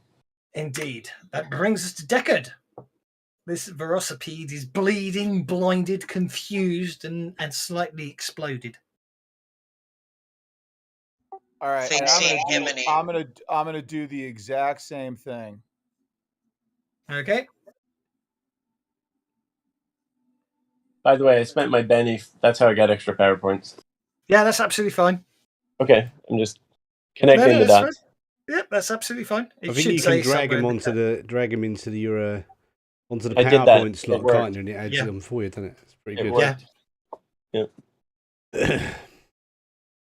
We did actually code it to do the 1d6 at one point, and we were just trying to work out how to do the edge when they changed it to a standard 5, like Suede again. Oh, you've got to be fucking kidding me. Oh, no. It's not as easy as I make it look. The guy who spent like 9,000 bennies today, yeah. Himiny. Okay, well, I'm going to just kill it. Okay, so I'm going to do 2 attacks again. Actually, I might do 3 attacks. No, I don't want to do. I'm going to go for 2 attacks and hack it to pieces. What is interesting is actually because you spent your conviction before it was your go, it already thinks your conviction is going to expire. Anyway, I've renewed it for now because it's meant to last the whole round. Off you go. So you're wildly attacking it with conviction. Yep. Good, because this fight lasted longer than I expected. But I think we've had fun with the fight, but it was interesting. It took longer than I expected.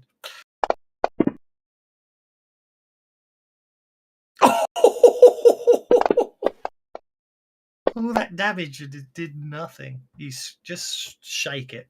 Okay, and then I'll do my second attack.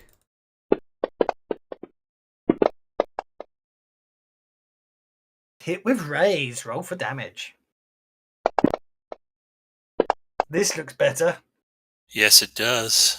2 wounds. I'm going to spend one of my GM. I'm spending one of my GM bennies, and blindness doesn't affect it, so that gets a 7. It soaks one of the 2 wounds, but is wounded. Himini for captain. Why is that? How many wounds has he got now then? 3 wounds. Oh, it's got 1 more to go. Son of a gun. Right. It's a wild card, isn't it? It's a big bad. And if Morgana's going to move this way, charge. Get Himini out of the line of fire. No, I'm not Morgana. She's gonna start moving towards the vehicle, and she's gonna take one last 3-round burst at it. Okay, and I'm well aware this is more than 3 rounds, but it's just in your panic state. It's how it sounds.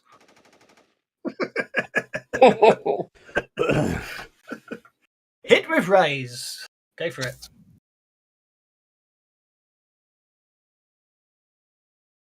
Nice.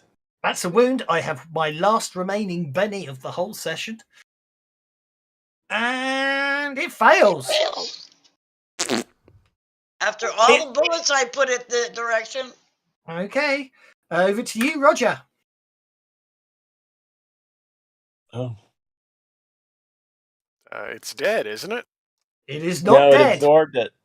No, it's taken 4 wounds. It's still going. Not dead. It's one of them big Evan keeps bastards. using his very last monster Benny. Every attack he soaks with the very last monster Benny.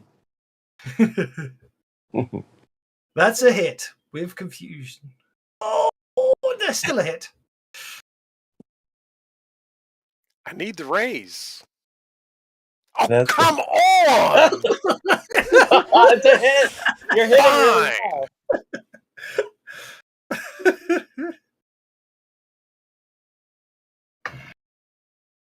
The dice have not been friendly. Yeah, the dice have not been friendly today, have they? Not that friendly. Okay, Big Red. Okay, Big Red is going to advance down to Big Red's going to kill it. Yeah, he's going to get the headshot in. He's going to aim shot. He can't unless he moved. Ah, booger. He hits. He's going to kill it. No, he's not. No, he's not. He's not going to kill it. That gets us to miner number 2. Miner number 2 is basically going to panic and throw him another mini frag grenade. And miss. Deviating to 11 o'clock for 4 inches. Which Himiny's been pretty lucky. Yeah, lucky you ain't hit me with grenades. Okay. This won't get to ignore its armor because it wasn't an accurate shot. I'm afraid to say.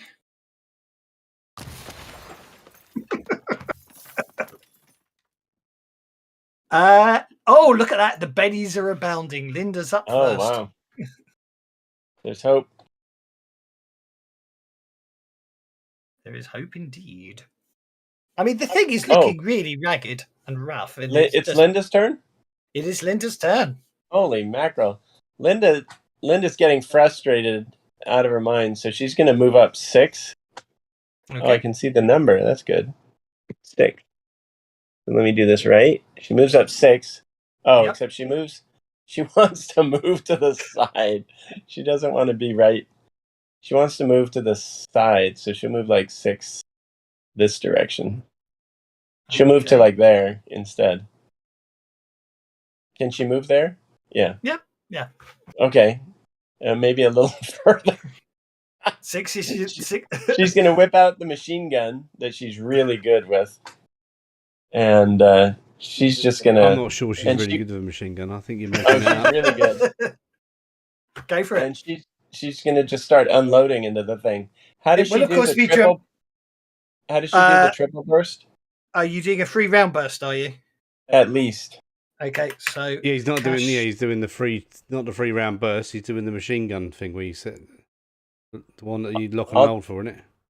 No, the M21... The M21 is an assault rifle, so it's single shot. Oh, it's got a rate of fire forward. You mean full auto? Well, in order to do full auto, you have to say the following words. Say hello to my little friend. Say hello to my little friend. Now, there you go. Now you can go full auto. Okay, you might pick the attack roll and then pick the little dice icon, and then I've done it. I've created one.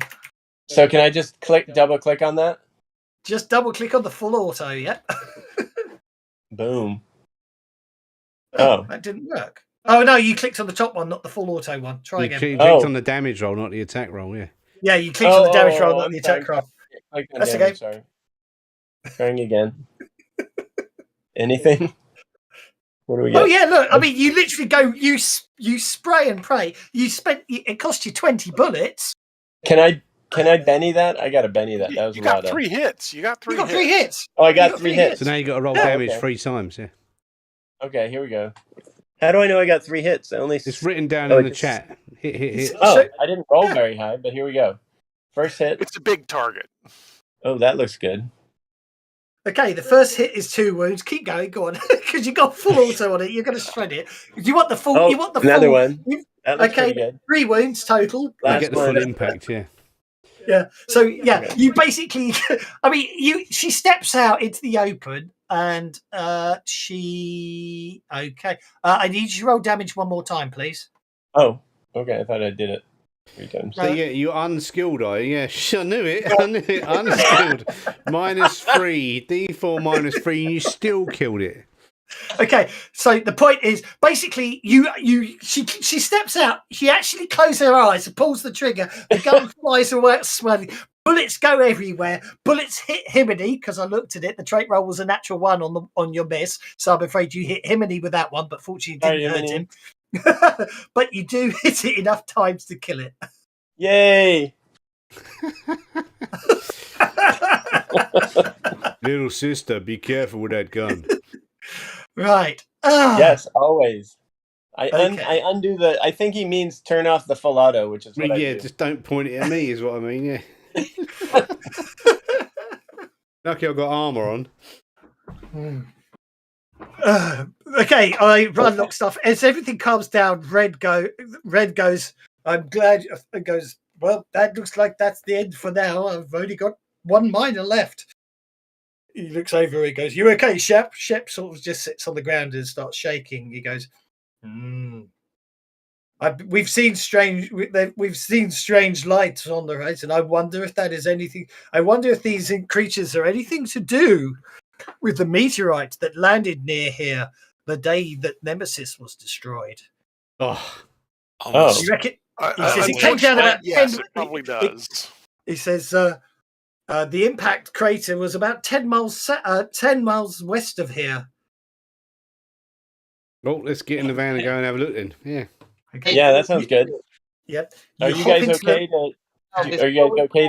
Before we go anywhere, Morgana's going to say you only have 1 man left. Are you guys want? Are you safe? Or... Yeah. He goes, well, alas, what we'll have to do is we'll pack up the stuff and we'll head back to Temptation, and I'll see if I can raise some more funds and get some more miners. But I'm glad you guys were here. That could have been much, much worse. Can you not get airlifted out? Speaking of funds, what was that package? Does it tell you you've got funds? If it does, then all you need is more miners.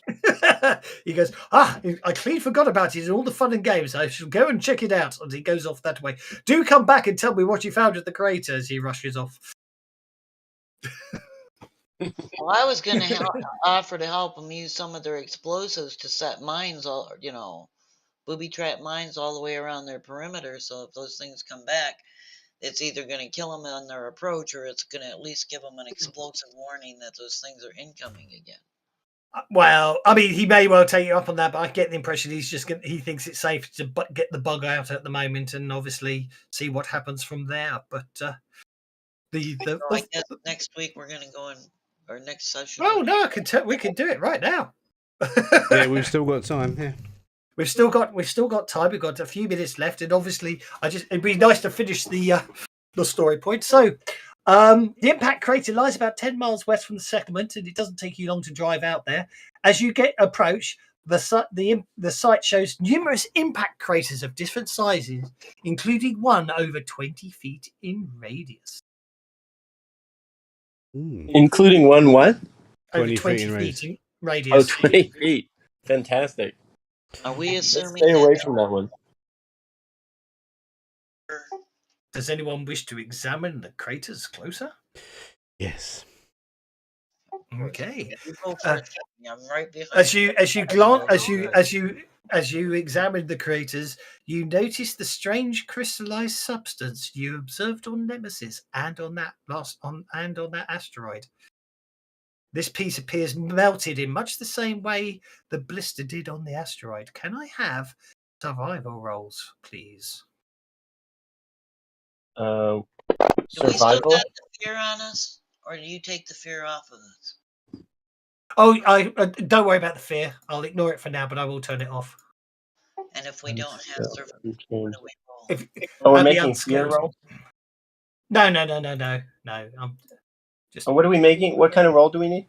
Survival. If you've got survival, if you don't have survival, you can attempt an unskilled roll. Boom.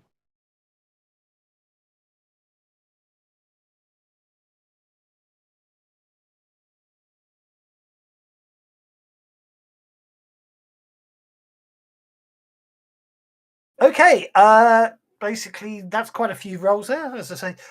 Basically, examining the area, you find, looking around, you realise this area seems to be dotted with dozens of prints that seem to match those of the abominations you just attacked the mining complex. They seem to have radiated out in multiple directions from the craters. So the eggs are broken already, is what you're saying? They're broken open. The impact craters have broken open. It would appear that, but basically the crate, when Nemesis, obviously when you blew up Nemesis and it exploded in like a shotgun effect, peppering the whole of Banshee with smaller meteorites, which didn't do it any long-term damage, obviously brought something with it, and these ones appear to have already hatched. Now, if they've hatched, Linda wants to approach one of them and grab a piece of shell for later examination. It's that strange crystalline substance. Yeah, you can certainly grab some of that. It's okay. Now, how many craters are there? It just says impact craters, so we shall see, shall we? We shall see how many craters were here. 7. And we just killed how many? Well, you don't know how many come out of each crater, of course. 6. Didn't you, I think? Because there's a party of 5. So it was 1 Velocipede and 1 Prowler per party member. So yeah, but I say you basically, you can see the tracks of the creatures that went towards, but there seem to be tracks spreading out in all directions from the crater. Ooh, we got an advance. I shall give you an advance there, and that is where we shall leave it this week, having discovered that something sinister may well be going on. Well, I hope you enjoyed that one, guys.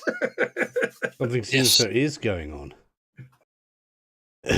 Oh, there we go. Indeed. What was that called? You're not from around here. Apparently, that was that. That's the part of the original of the actual plot points. We're advancing the plot points slowly, but yeah, I hope you enjoy that, guys. That was great. Hopefully, we'll have everyone back for week after. Glad guys you enjoyed it all. We'll, as I say, see you week after next for the next episode where we shall. Thank you, Kevin. Thanks everybody. You're most that was welcome. a good time. Yes. No, I didn't want to interrupt else, but sorry. No, mine's not directly related to the game. You go ahead. This isn't related to the game either. I just wanted to ask him to do something real quick. See something. I have something slightly related to the game. Can I jump in front? Give me 10 seconds, guys. I'll be straight back. I'm desperate for. See, I'll talk to you later then. We got this other thing in our game. Literally 10 seconds. Where I can literally drag Dazwalk into a combat and drag him down, while he's dying, and I'll go ahead and fight, and he just stands there and dies time after time. Every time we took a hit today. Hello. Sorry about that. I'm back. So the other error I had, can you think of a creature that only takes magical damage? Not off the top of my head. I think it was the crustacean. I just wanted to see if it's doing the same thing to you on your table as it was on my money is it is. My money is I've obviously broken something in the update. Let me just heal so you can patch it. This is the downside. I was getting you killed over and over and over again through every time you did something really horrible to us in this game, I went and did that horrible thing. And you just wouldn't kill me. over and over. That's okay. Fortunately. But yeah, no, as I say, well, I don't know what's going on. Yeah, they've obviously they've really balked it with the latest update, haven't they, basically? Well, no, I mean, but like we saw that the same thing I was seeing yesterday with the out of range when it was it's a swayed thing. So, yeah. And also, if you type roll anything, it doesn't work anymore. You can roll evasion, roll healing, roll whatever. It doesn't work. Right. But, and I was just wondering, because I think it was the crustacean that only took magic, that hermit crab. Yeah. That only takes magic damage. So it was just all my players were shaking it, but it wasn't taking any damage. But that could be. Well, it depends if it's got any vulnerability or anything. But I'll have a look. Can I ask? Oh, go ahead. No, I wasn't going to say anything. Can I ask you a question about changing my characters slightly? I hope. Yeah. Or actually, two things about changing my character slightly. One is I have an extra disadvantage or whatever it's called. Hindrance. Hindrance.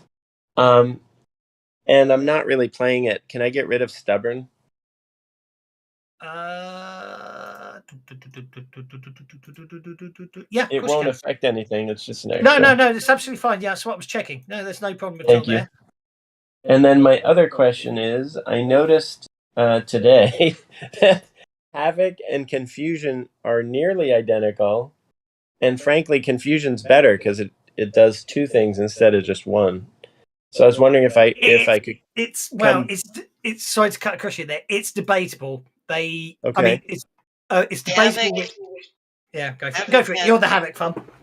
Yeah, Havoc has the throwback effect with the potential for real damage. I don't think Confusion gives you that. It gives Confusion gives vulnerable. Yeah, but does Fusion work on multiple targets or just one? When you cast a Havoc single target, you not only make them distracted, which you get from, as you noted, the Confusion spell, but you throw them back so you can disrupt if they're like in melee, like 6-1 your friends. You can move them around. You can move them around, and if you hit them into something, it can hurt them. If they fail their, you were unlucky that you were trying to do it against a stupidly tough creature, if that makes sense. If they fail their strength roll, then, and depending on whether you roll a hit or just a regular with a raise or whatever, then when they get thrown back, if you knock them into something, they take damage. I mean, it's very extreme situation, but if you consider, supposingly you get ambushed, for argument's sake, you get surrounded by six foes, and you cast Havoc centered on yourself, obviously spending the extra power point to make so you're not affected. If you're really lucky, they all get thrown out of melee range with you.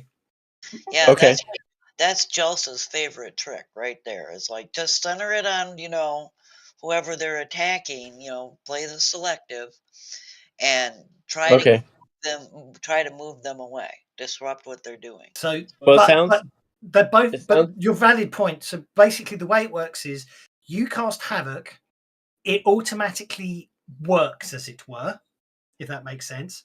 Anything that's under the area of effect that you've selected is instantly affected by the Havoc and is instantly distracted because obviously you've caused a Dust Devil, or in your case you've done the old when I get back to it, here we go. I started up the motorcycle. So basically they're instantly distracted regardless of anything else. You automatically distract them. Then they get to make a strength roll, which is at -2 because you've distracted them. It will be -4 if you pay the extra power point. And if you pay the extra power point and get the raise, I think they're at -6. If they fail their strength roll, they are thrown away from the center of the spell.